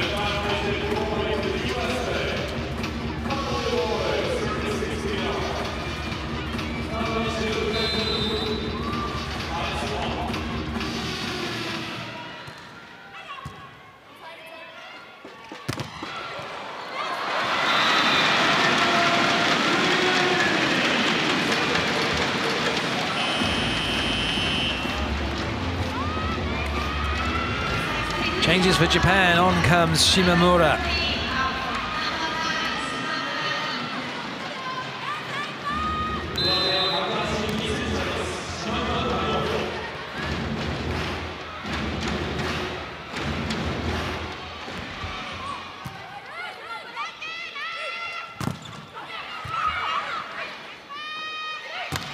Lovely. Japan haven't run that pipe attack very often.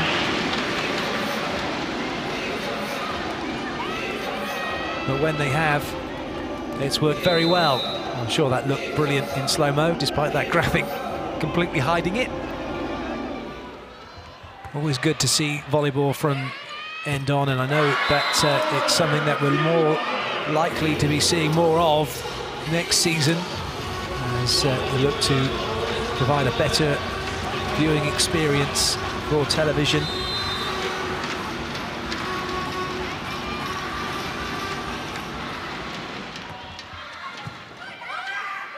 FIVB and partners always looking to see what they can do to make the game better. And more often than not, that's exactly what they do. Lovely swing from Hill.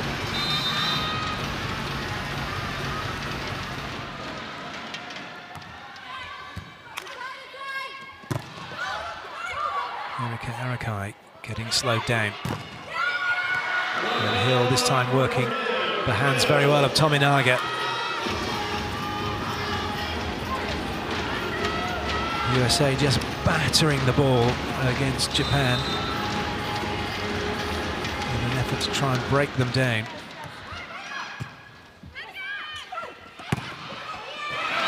And Japan are just buzzing around the USA's block. 6 jack-in-the-boxes for Japan. And they are popping up here, there and everywhere on second tempo attacks and putting huge amounts of pressure on the USA's block. That was well worked. Nice ball in from the USA, and as such, every option available, and that split Japan's block one-on-one for Drews. She gets it down. Give him eyes off. Barch has come in to serve.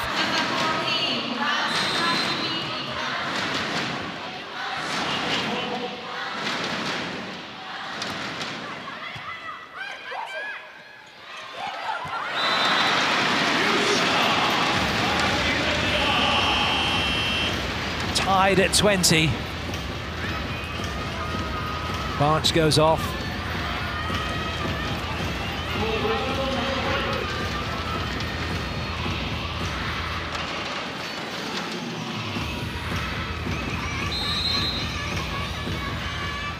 Uchiseta with the serve.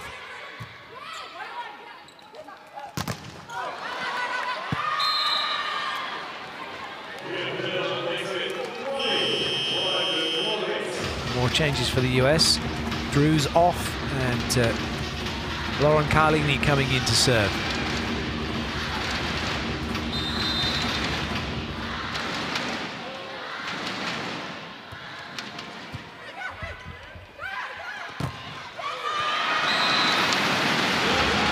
Despite Hill getting across the net, it's Japan who get the side out.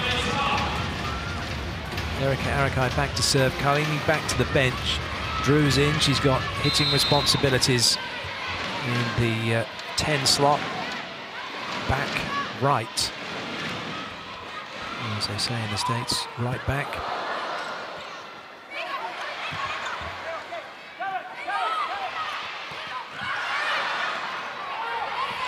Well, the crowd oohing and ahhing with every touch. And the emotion there for all to hear, and then the applause for the point taken by Japan to edge them in front, and the USA called timeout.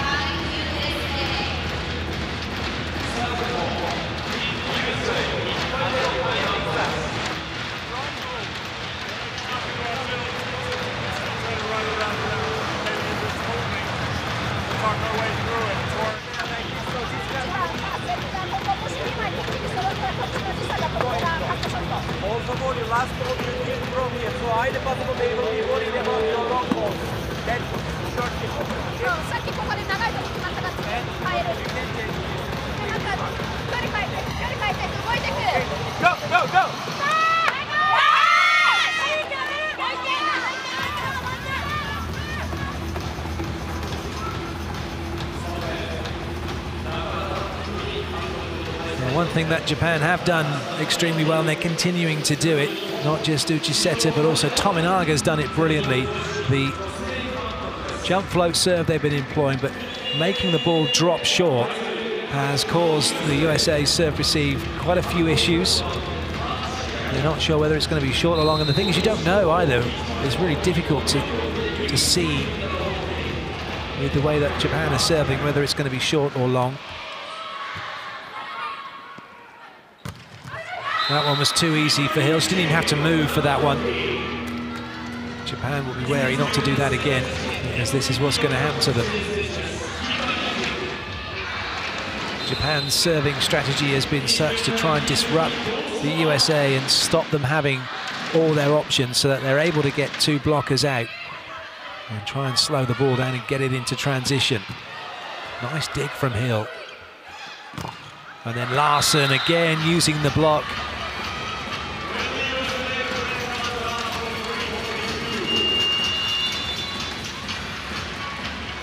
It's Japan now who call the timeout.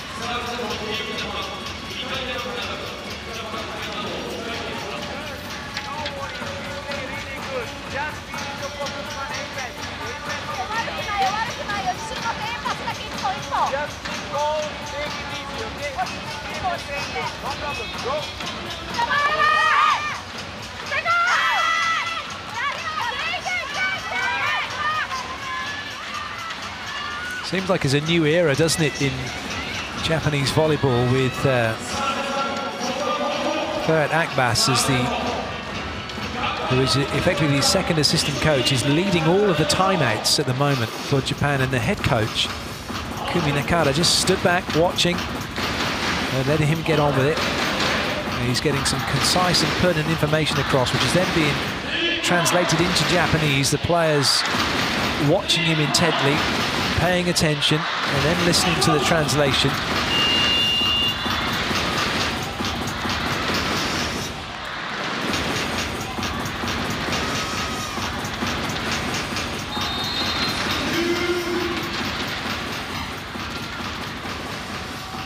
Hill.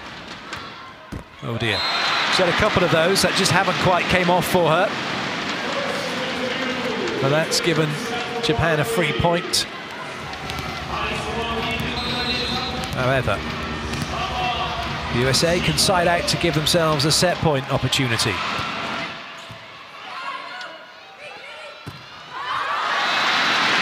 Drews wants a touch, there's going to be a challenge. She was nowhere near the baseline, but did she catch the block? And that's what Coach Kirai is saying, block touch. Mohamed Shamiri, the Iranian first referee, signaling that that's to be the case.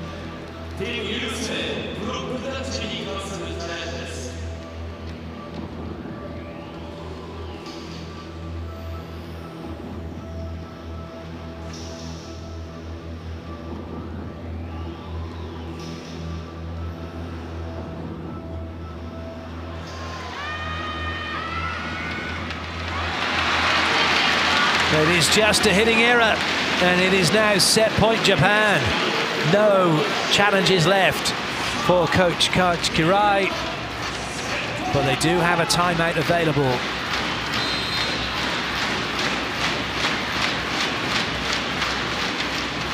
Shinabe serve, oh goodness me!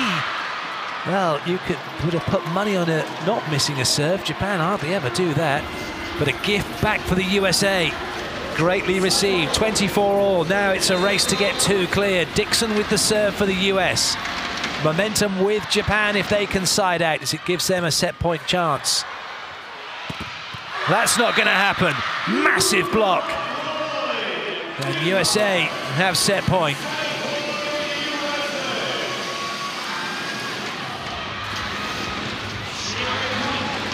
Carli Lloyd with an excellent block.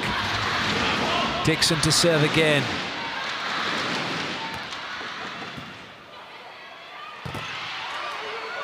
Oh, nobody quick enough to get it into transition. Is that a combination of Hill thinking Dixon's going to get it and Dixon thinking Hill was going to get it? It was almost like they were running in custard trying to get to that ball. No one able to move quickly enough, like running in a dream. But this is another chance for the US. And they get the side out with Larsen.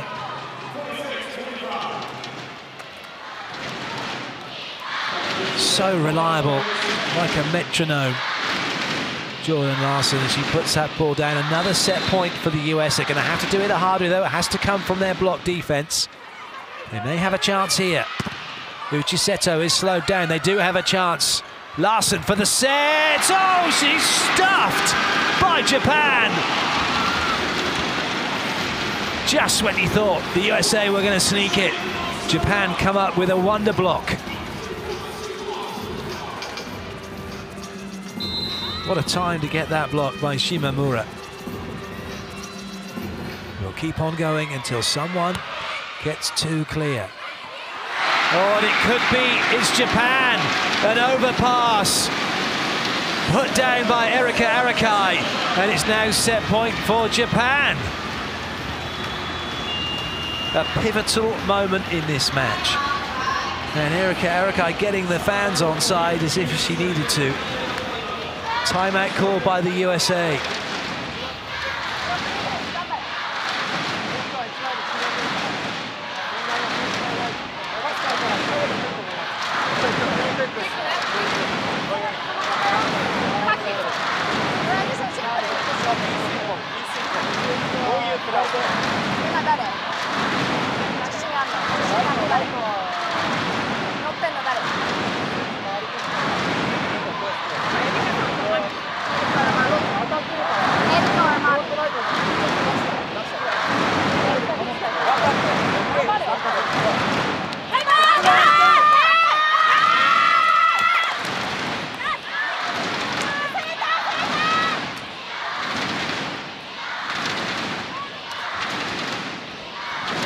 Well, who's your money on, or who's your dollar on, or who's your yen on? Because there's Japan in the box seat at the moment. But both teams have had chances to take this set. So far, neither one of them has taken them. Well, the clearest opportunity was for Larsen, but she was blocked, and now it's Japan serving to try and take the set. Oh, they've done it! Larsen blocked again. Japan take it 28-26, and they lead the USA by 2 sets to 1.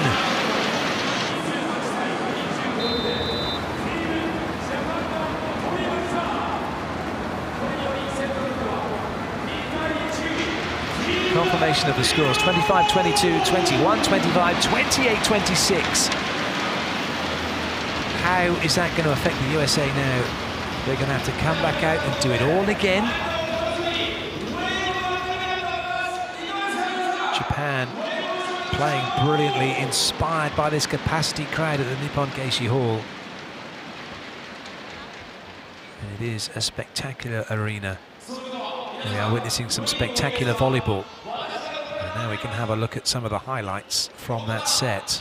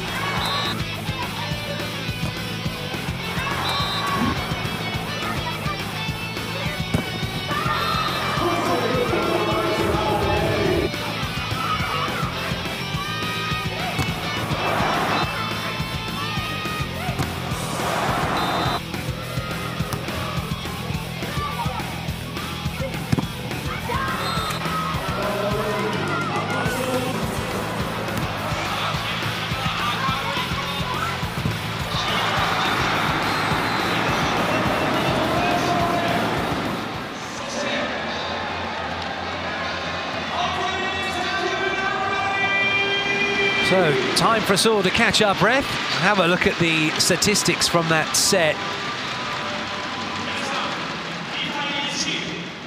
Japan making more digs in the end, and a few more attacks, it was telling. But it was a very, very close encounter.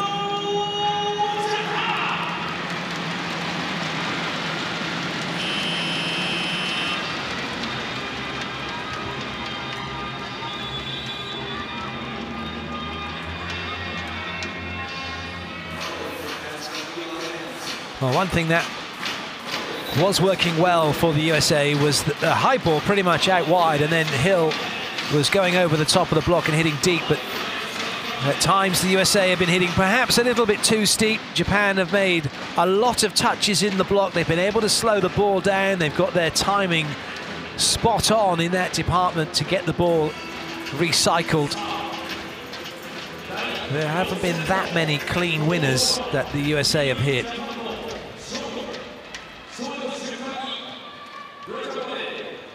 One thing that Japan have done extremely well, and those of you watching at home probably noticed that the way that Japan have been able to break the rhythm of the passes, particularly Kim Hill.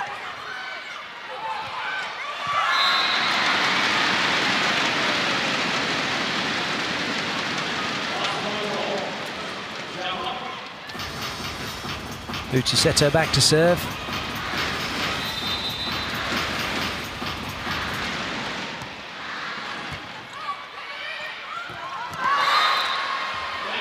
Well, how on earth did Lloyd manage to stop that ball from going over on Japan's side and then find someone to hit it?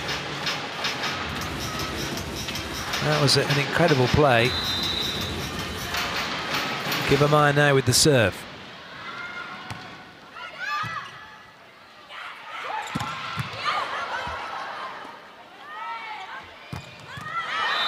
That's nice from Drews.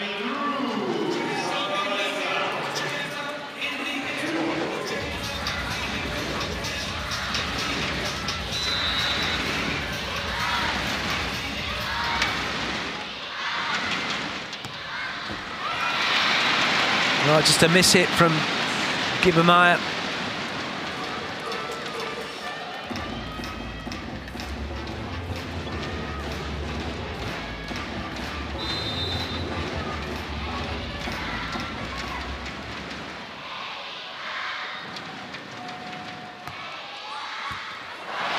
Oh, that's a great serve, isn't it? Going from Larsen towards Hill, neither of them moving their feet. Neither of them sure who was going to play it. It's an ace serve for Erika Arakai.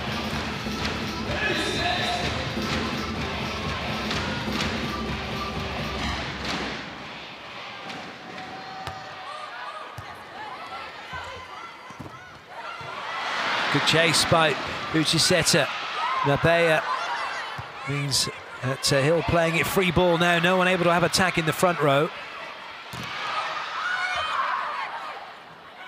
They'll all have a chance now. But again, ball being slowed down by the block. Larsen with a good dig. Hill trying to roll it short, trying to get it to go cross court, but didn't get through the ball enough. The net getting in the way. Japan now leading by 2. Great pickup by Uchiseto. Arakai once more from 5 across to 5.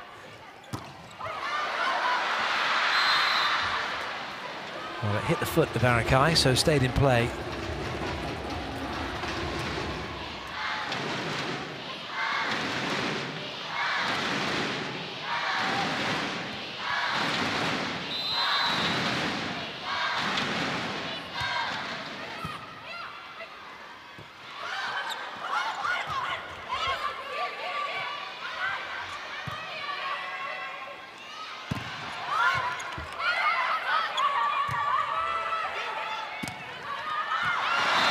Well, you'd have thought that the USA would have been practicing this, been training just lots of out-of-system attacks where you don't have all the options and it's a high ball flung up off the net for the 4-hitter to do something weird against a couple of blockers, because that is exactly what is happening here for the USA on occasion. Good up from Inoue.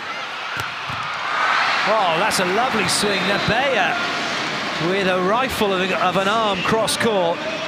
The speed speed of the arm swing for Japan, incredible.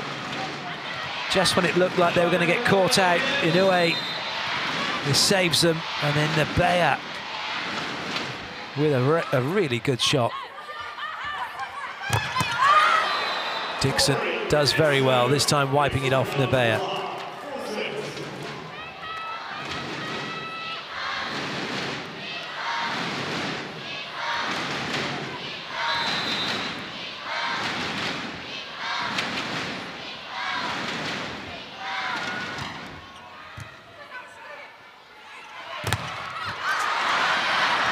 Nice covering, that time by Nabata. Well, that was a shame. There was some perspiration on the court, and Shimamura slipping. So it meant she wasn't an option to have an attack. Unforced error from Japan, and USA won back. Hill with the serve again.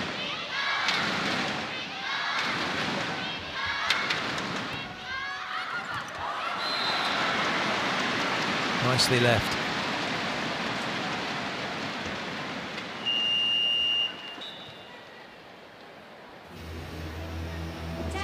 So USA going to challenge. See whether or not this becomes 6-all instead of 7-5 Japan.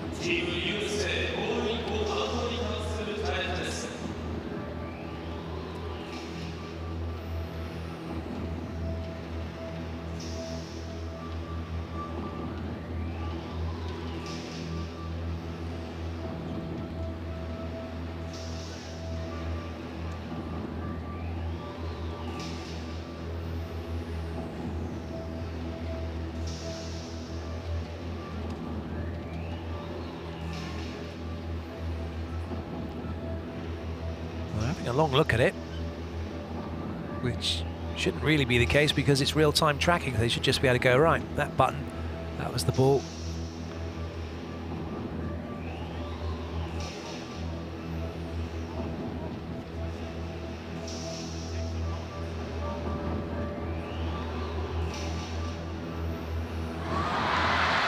Oh, wow. Out it was by a whisker.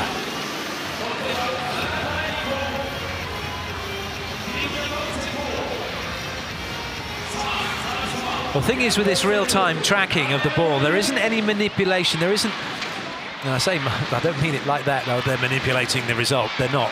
But with the previous system, the video caught the ball, and then it was you had the video image of the ball on the floor, and then the animation was presented and manipulated to replicate where the ball landed, in or out. With this system, it isn't. It's real-time tracking. It's where that ball landed. And there is, it is just converted into the animation, and that's it. Which is why you get that ball flight complete from start through to finish. Which is why we're able to have the stats of showing where the ball is landed, where the height across the net, where the ball is being spiked, the zones it's being spiked into. There's some really good information available.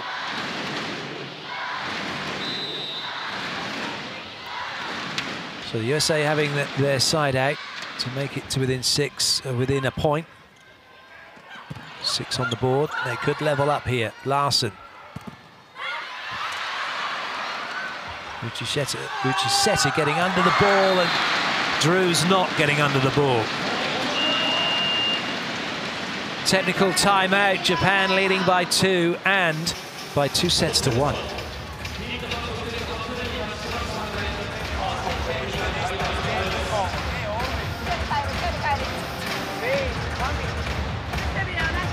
Now they start to stop our blockout from parallel. So blockout after the reception, don't go out like this. Go like this and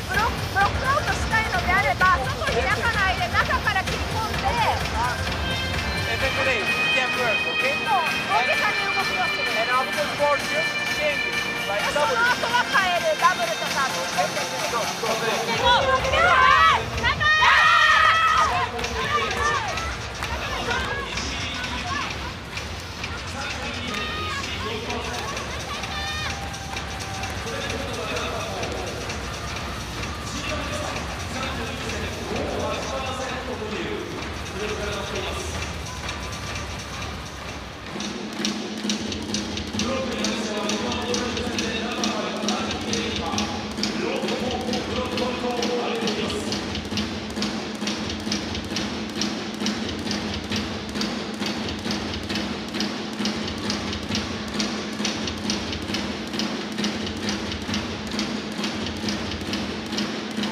It's a fantastic atmosphere here.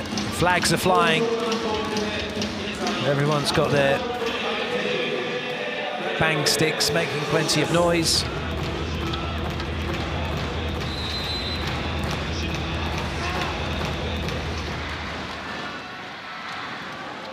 Japan with the serve.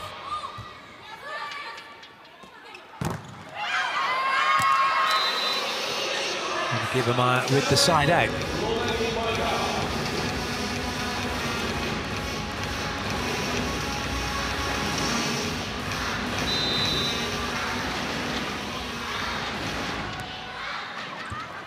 Well, that's a great serve from Carli Lloyd, catching Japan by surprise, and the USA now level the scores. Cool, that dropped and swerved, didn't it, into the middle? Just see the swerve on the ball. It's one of those things we don't get to see enough of the game being played from end on, and you lose an awful lot of what's happening when you see the side-on view. That there's a traditional part, isn't it, I guess, from days of football coverage and then covering volleyball, following a similar plan, but you see so much more from the match when you're watching it end on. And if you do get an opportunity to watch volleyball of this level, of this caliber, and you can get a seat where you can sit end on, even if it means just wandering around and standing up at the back to watch, you'll see such a different view of the game.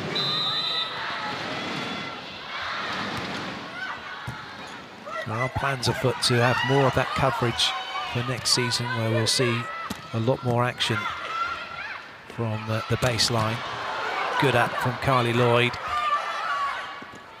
It was nice to get it to Drews, sending the play back the other side of court and having Japan move and try and adapt. And with only one blocker against Uchiseta, again getting a touch off of Drews. Uchiseta 1.71 m and getting touches on a one-on-one situation.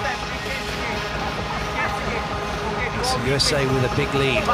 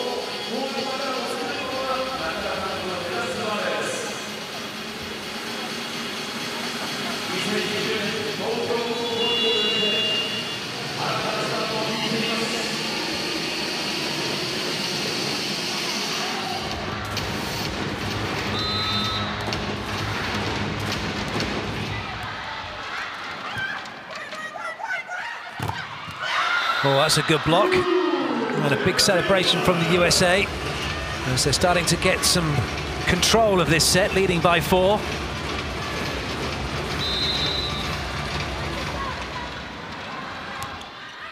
All off the back of a really good serving run, which the USA doing to Japan what they've been doing to them by dropping that ball short.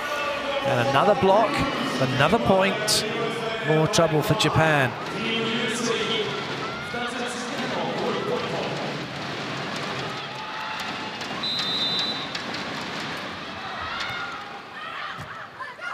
Araka, the middle blocker, having to play that one. Wong making the dig. Good covering from Lloyd. And Tominaga's front court. She can go and have a swing if she wants to.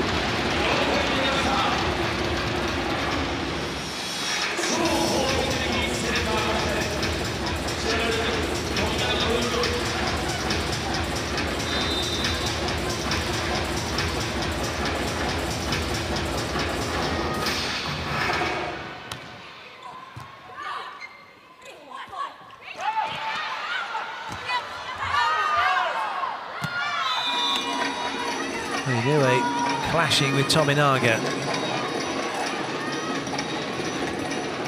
Get the feeling that we're probably going to go to a deciding set. USA have done brilliantly to build up this lead. It's the biggest lead they've had in the match.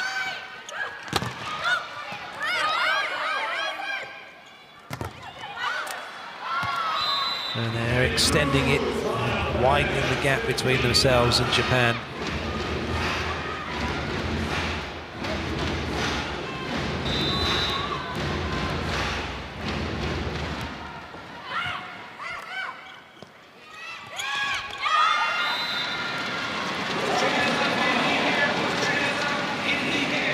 And somehow Japan managed to side that one out. Down the front of the USA's block.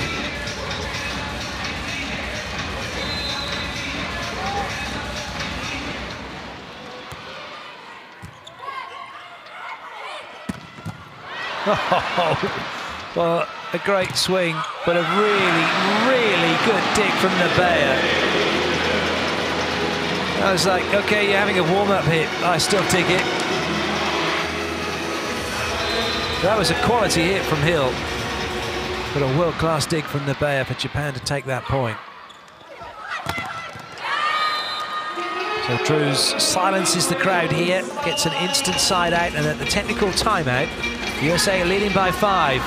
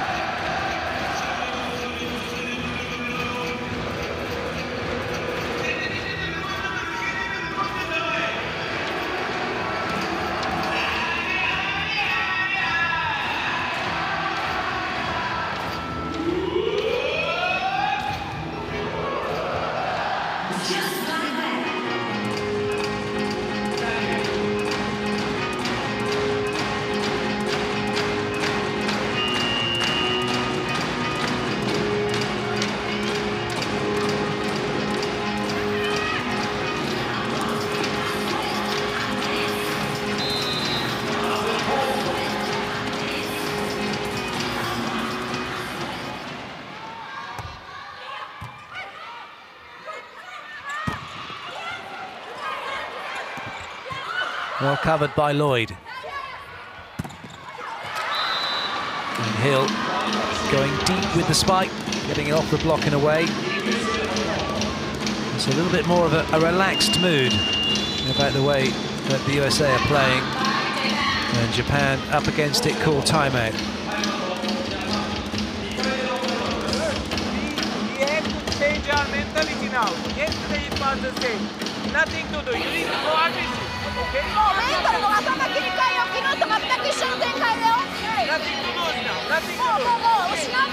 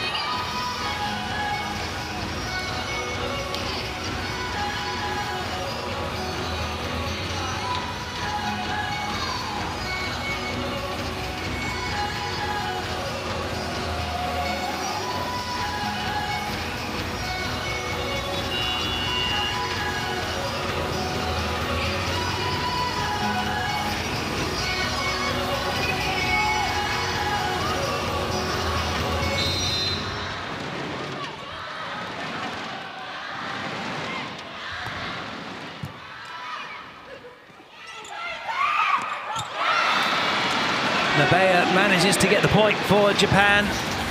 They only need 5 more to get level. It's not beyond the realms of possibility, but it would be a bit of an almighty collapse for the USA if that were to happen.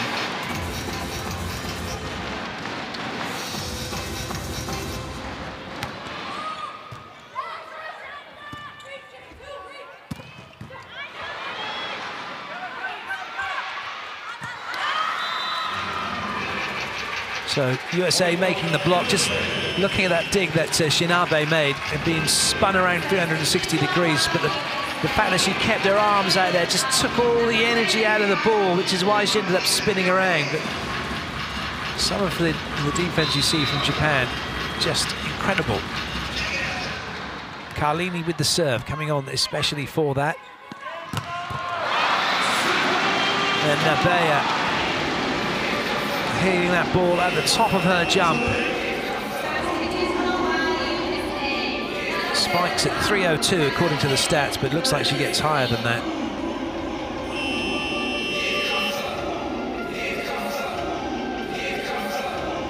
Double change. As Sato comes in and Horikawa comes in. Sato is a setter. And he's now the captain on court as well.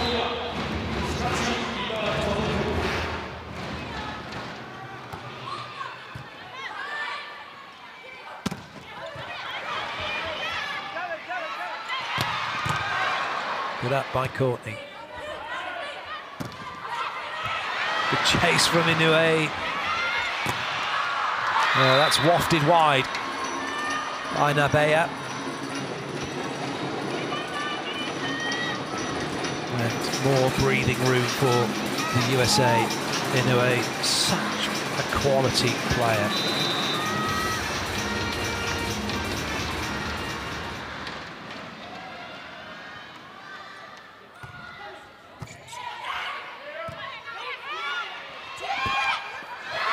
Hang time from Carli Lloyd.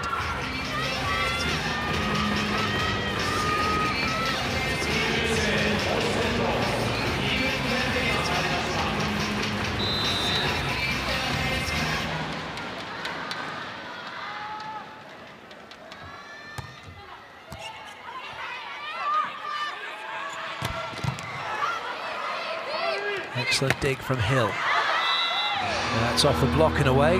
Japan saying they didn't touch it. And all the players now pointing at the line judge to say there was a touch. But I'm not going to point to the line judge. The decision made, call a challenge or don't do anything.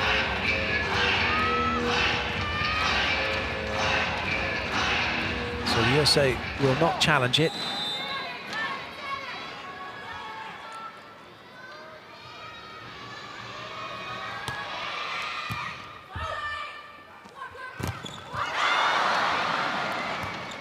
Lloyd with an important arm out to keep that ball in play, and that's unfortunate for Larsen, a complete miss-hit.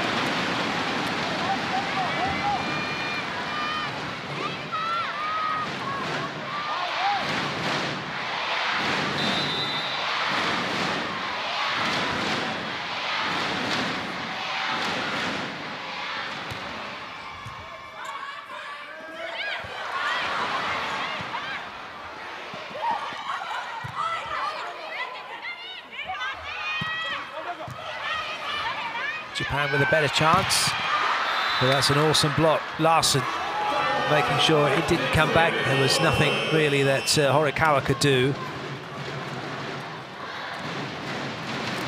Barch in to serve. Dixon will go and have a sit down for a moment.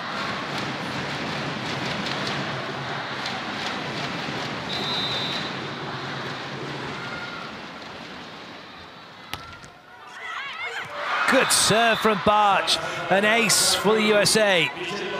And this set now definitely heading their way. 3 points required. Cool, that one dropped really quickly, didn't it? The batter was going to play it, but he was pinched from it.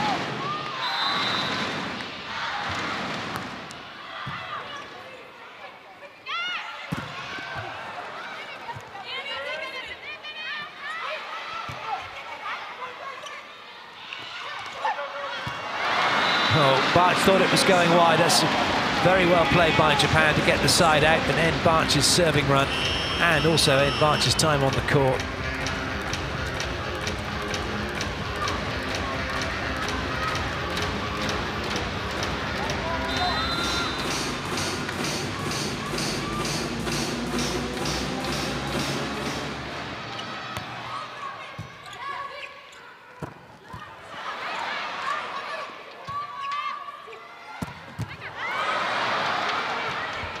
USA having to backpedal.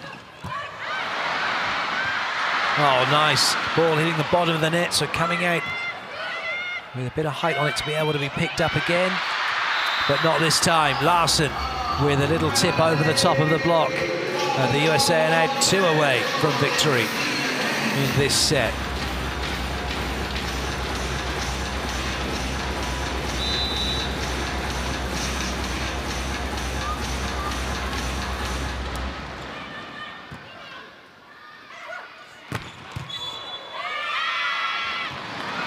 Net touch.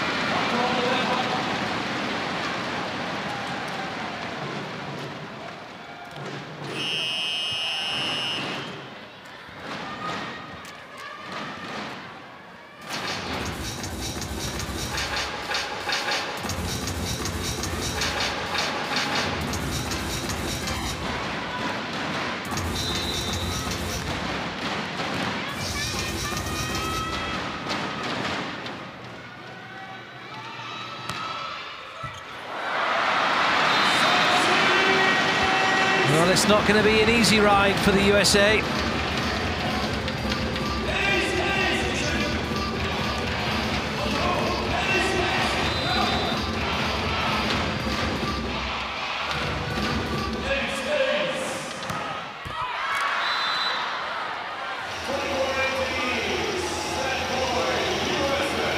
Set point then for the USA. Larsen back to serve. Hill in the front row with Drews and Givermeyer. Can they stop Japan from getting this ball back over? Not quite. Set point saved.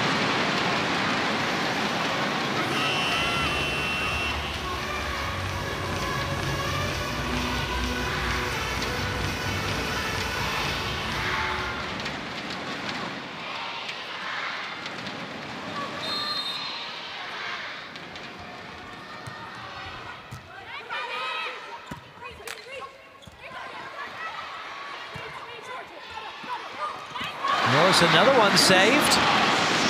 There's still a good cushion here for the USA. And they do have 2 timeouts available. No movements at all from a statuesque Coach Kachikarai at the moment.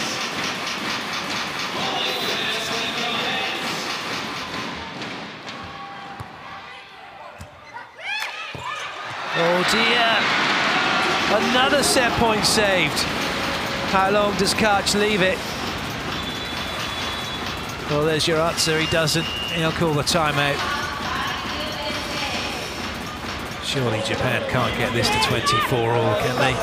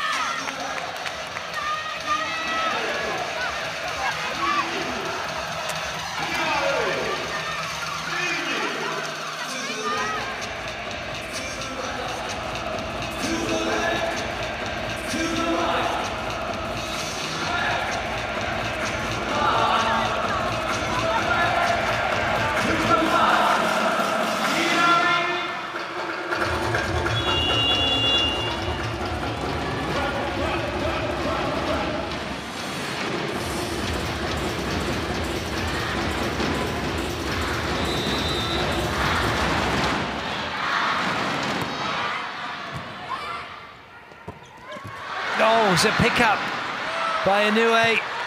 Free ball now. And that's it. It goes down. At last, USA take the set, 25-21. It's 2-2 here at the Nippon Gaeshi Hall, and that means it's a fifth set decider to see who'll take this match.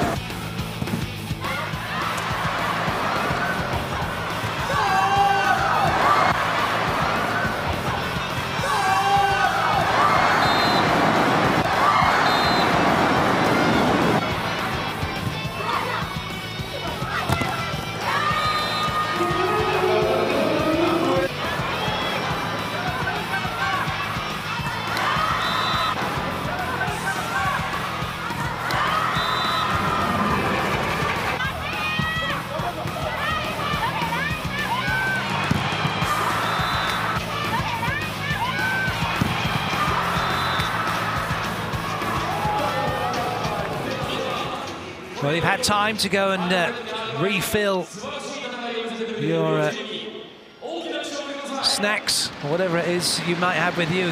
Put the kettle on, have a cup of tea, or get yourself another cold one, and get ready to settle in for this roller coaster of a ride that's going to be this fifth set, no doubt. A race to 15. Both teams have battled hard, given it their all. Japan have played yet again another marvellous match against superior opposition in terms of physicality. Pulled out all the stops to get themselves to this position, and so too have the USA, having to deal with a very tenacious Japanese team whose defending has been sublime. And now it's a race to 15 to see who will win this match. Japan with the serve.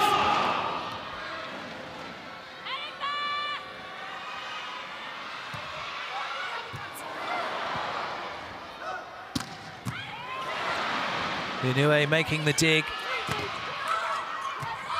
Lloyd unable to set, but Larsen's very good at putting the ball in the air. No one able to back her up though, as Kim Hill put that into the block. And so Japan take the opening point. And Tominaga will serve again.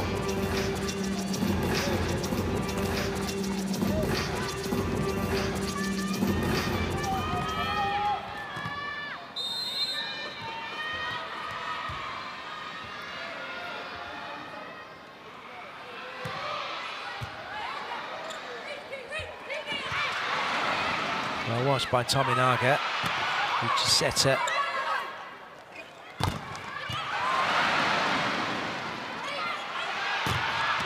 Block out Japan. Goal. Well, 2-0, and 2 points from serving as well. That's just quite incredible. At this level of volleyball, it's normally deemed easier to get your points from side out than it is to try and do it from block defense, but that's exactly what Japan have done at the start of this fifth set. Another testing serve. Gibima did well to get something onto that. Once again, Japan having to play the ball, they're constantly putting it on to Carli Lloyd. A wonderful dig by Inoue.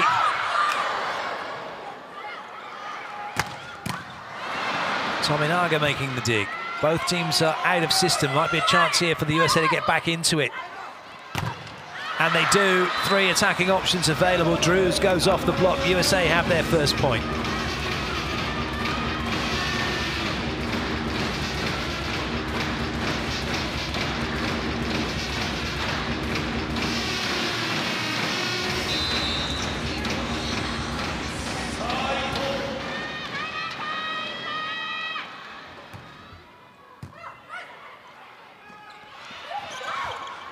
Recovering by Erika Arakai, but fortunately though, as soon as it hit that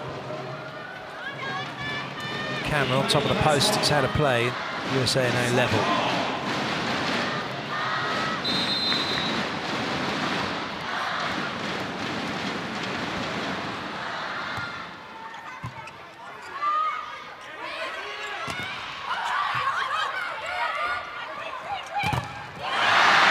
Good covering by Hill. The crowd was celebrating, but too early.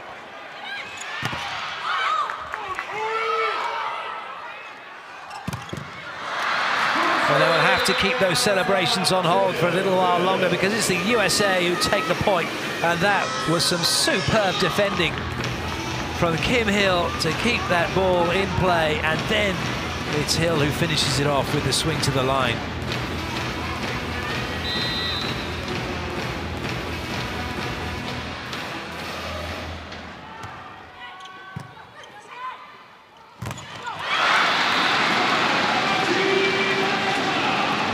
Square again. Those of you new to volleyball, you've witnessed technical timeouts in the first 4 sets. There are no technical timeouts in this 5th set. The teams just change ends as soon as one team has reached 8 points. Both coaches have their 2 timeouts available, and plus the 2 challenges are also available in this set for each coach. Hill off the block and away. The lead is just seesawing from one side to the other at the moment.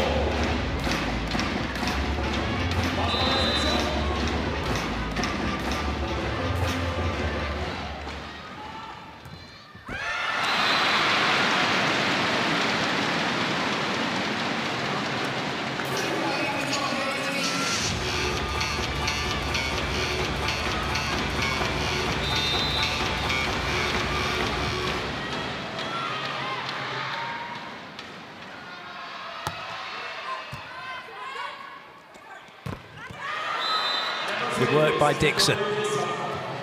And again, USA siding out solidly. After that initial blip of losing 2 points without being able to side out. They haven't missed one yet.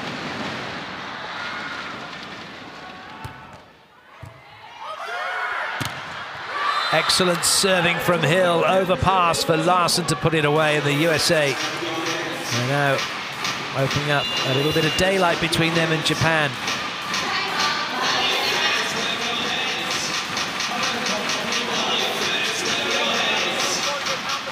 Japan call the timeout.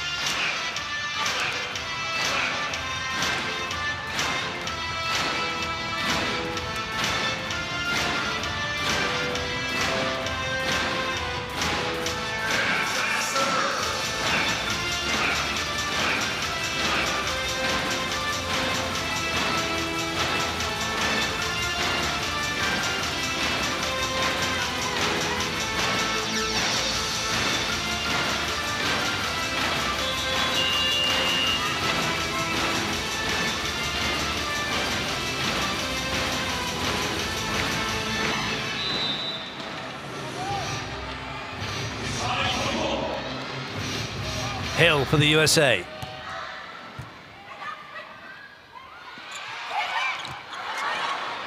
Nabea was... oh, wow.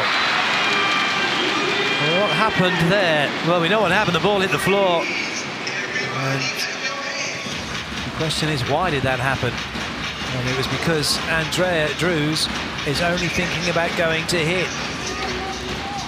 Has to get her mind into the idea of helping out in defence first.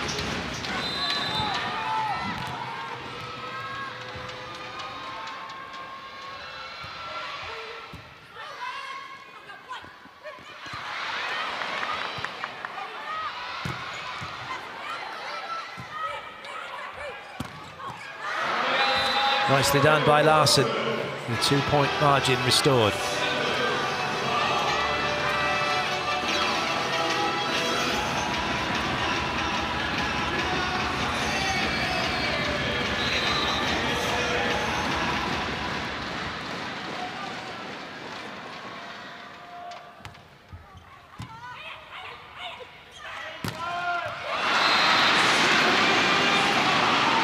Watching Nabea's arm swing, we see the replay of that, the way that her elbow and hand comes up, hand gets right back, elbow then drives through, and hand and wrist follow,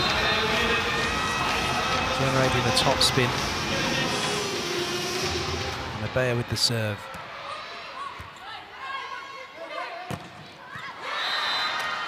And again, another solid side out from the USA. So the teams will change ends now because USA have reached 8 points, and then we just drive on through to see who'll get to 15. Just like all the other sets, you have to win by 2 clear points. And if we do get to 14 all, that's when it will continue until someone does get 2 clear.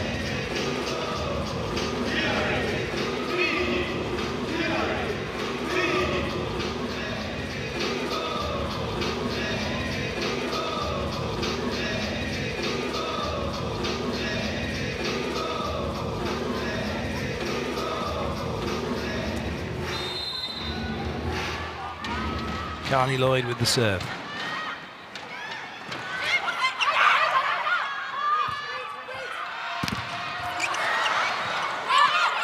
Great reactions from Japan. They've now got a free ball. And Kimamura puts it away on that right-hand side of court.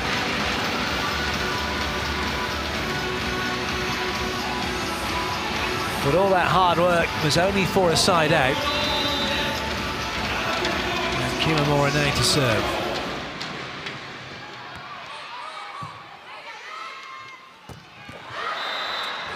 Kimamura with the instant side out.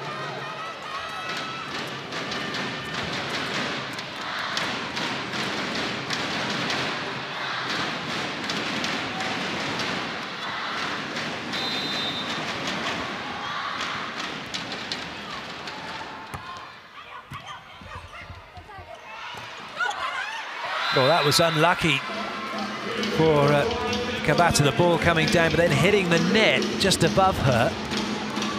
Bouncing past her. Lovely blocking from the United States.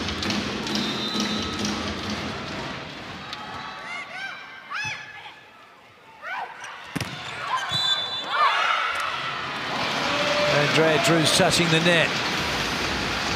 So what could have been 11-7's now 8-10. Tominaga to the serving line.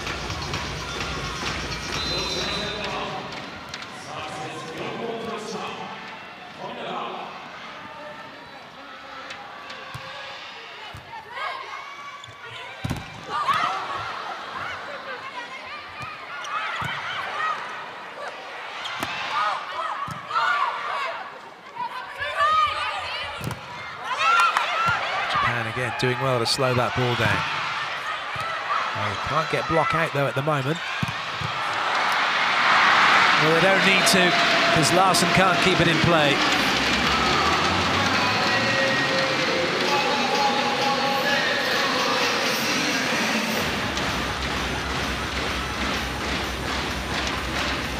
Both these teams were involved in a 5-setter in their last match. Both these teams won their 5-setter in their last match. And Only one of these teams is going to win this 5-setter. Oh! Anyway, he's going to have felt that. USA apologising. Anyway, saying, yeah, doesn't matter, didn't feel it. Really, I didn't feel it, it's fine.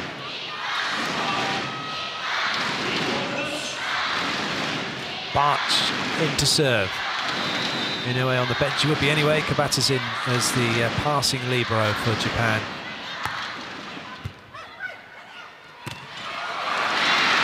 Quick attack through the middle from Erika Arakai.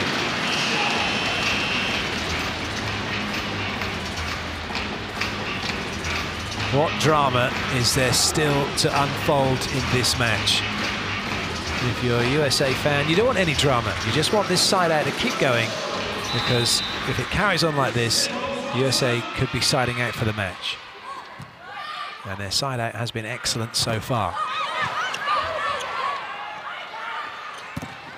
And it remains so. Big swing from Andrea Drews.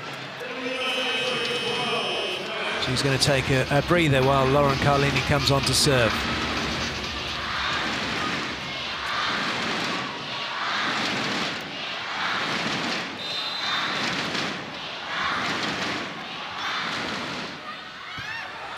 It's a good serve from Carlini. Free ball now for the USA. Oh, well, they get away with it. Incredibly. A terrible ball in for Lloyd. But her presence of mind to make it look like she's going to play it and then leave it gives the USA the point and a 3-point lead. And Japan called a timeout.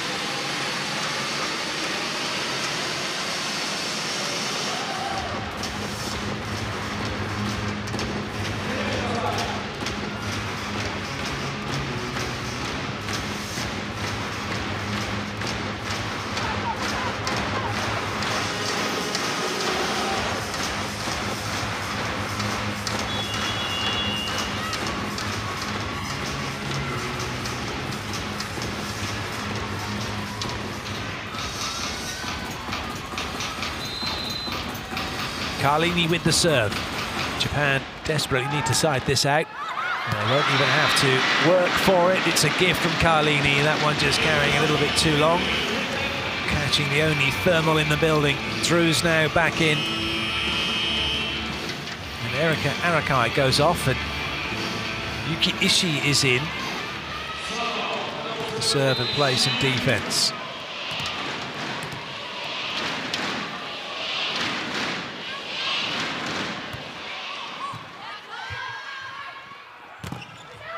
That won't be coming back, and it's now match point for the USA.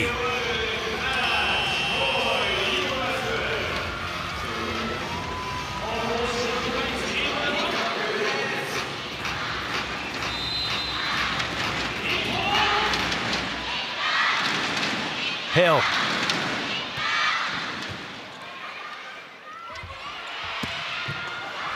Big dig from Hill. Larsen for the match. Another chance maybe. This time it's Dixon, but she doesn't find the floor. The block's working for the USA. Can Japan find a way through? Not at the moment, but it's a ball that went into the net. 4 touches given, but there'll surely be a challenge coming. The USA are up and jumping around, but there's a challenge to come yet as to whether or not this ball has hit the block. If it has, then it will not be game over. If it hasn't, then the subs can run back on the bench again, from the bench, and start cheering. A slight delay as to whether or not the USA have done this. They think they have. But Japan want to know for sure. They're just saying what it is block touch, just being sure of that. Oh, indeed it is a block touch, and 9 times out of 10, it generally is. So, match point is saved, and a let is called because the referee called for 4 touches and it wasn't, so it's a let play.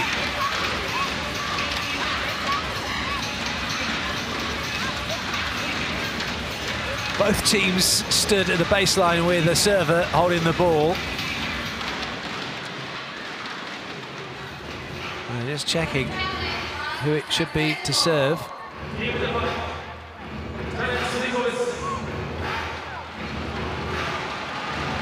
Well, it has to be a let because the referee said, stopped it mid-rally to say that Japan had lost the point, and they hadn't, so they're not going to win the point. It's a let to play again. Hill then with the serve.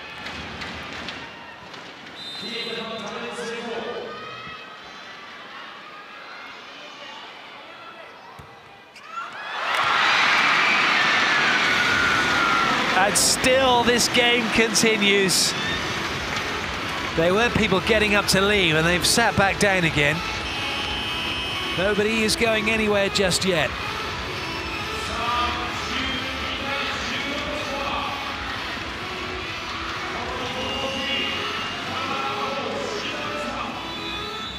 Timeout called by the USA. Now they are worried.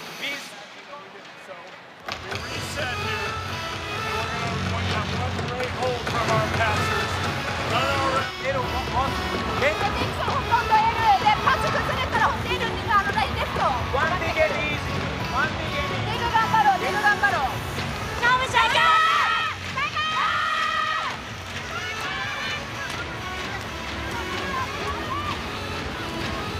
Well, it's been an epic game of volleyball, as we have come to expect when Japan play. It doesn't matter who they play against. They give it everything, every time, every point. They never think, I'll get the next one. It doesn't matter, I don't have to work hard for this one. They work hard for every single one. And if you want to know what it means and what it's like to play at the top level and what you need to do, the sacrifice you need to make, watch Japan play. They play every ball like it's the last.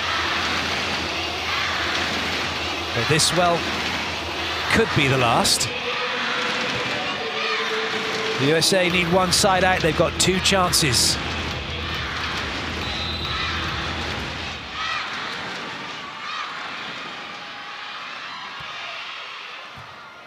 It's a good ball in.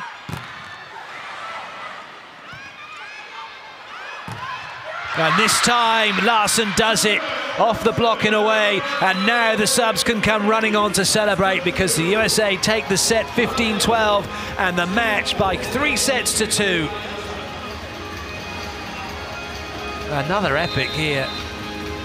That's involved Japan. They were unlucky this time, but superb play from the USA. They had to pull out all the stops. They had to dig so deep and they had to remain so calm and not get frustrated. Commiserations to Japan, who, as usual, gave it their all. And they can leave the court with their heads held high, knowing that they couldn't have played any better, really. A fantastic result for the USA.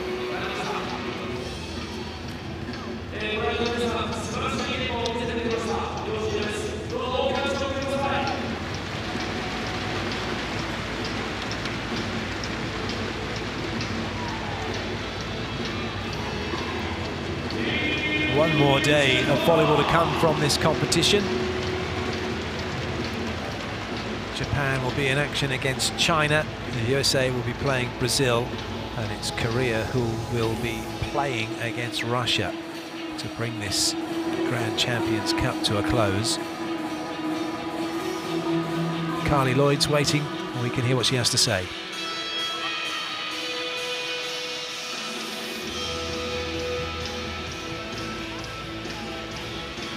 Okay, Carli, that was a tough match, but I'm sure you were expecting that. Yes, we were. This was an incredible experience for us. Playing in this gym with these fans and that team is amazing. They're an amazing opponent, and they play with this spirit that just, it's just incredible to be on the other side of the net from them, and I think they played an amazing match. I'm so proud of the way that we fought, and it took a lot of patience, long rallies, but yeah, it was a great match. And tomorrow you have an easy game against Brazil. That's funny. Not at all. It's going to be another tough one, but we'll be ready to battle. Can you give us a message for all the fans here? Yes, well, I wish I could say it in Japanese, but thank you so much for this experience. It's been incredible. And how do I say thank you? Arigato. Namas. Thank you very much. Thanks. Well, it is a massive learning curve and a great experience for them, as Carli Lloyd has said, and they did super to get past this Japanese team playing their best volleyball. Here are the stats from set 5. Wow, Japan made 0 errors.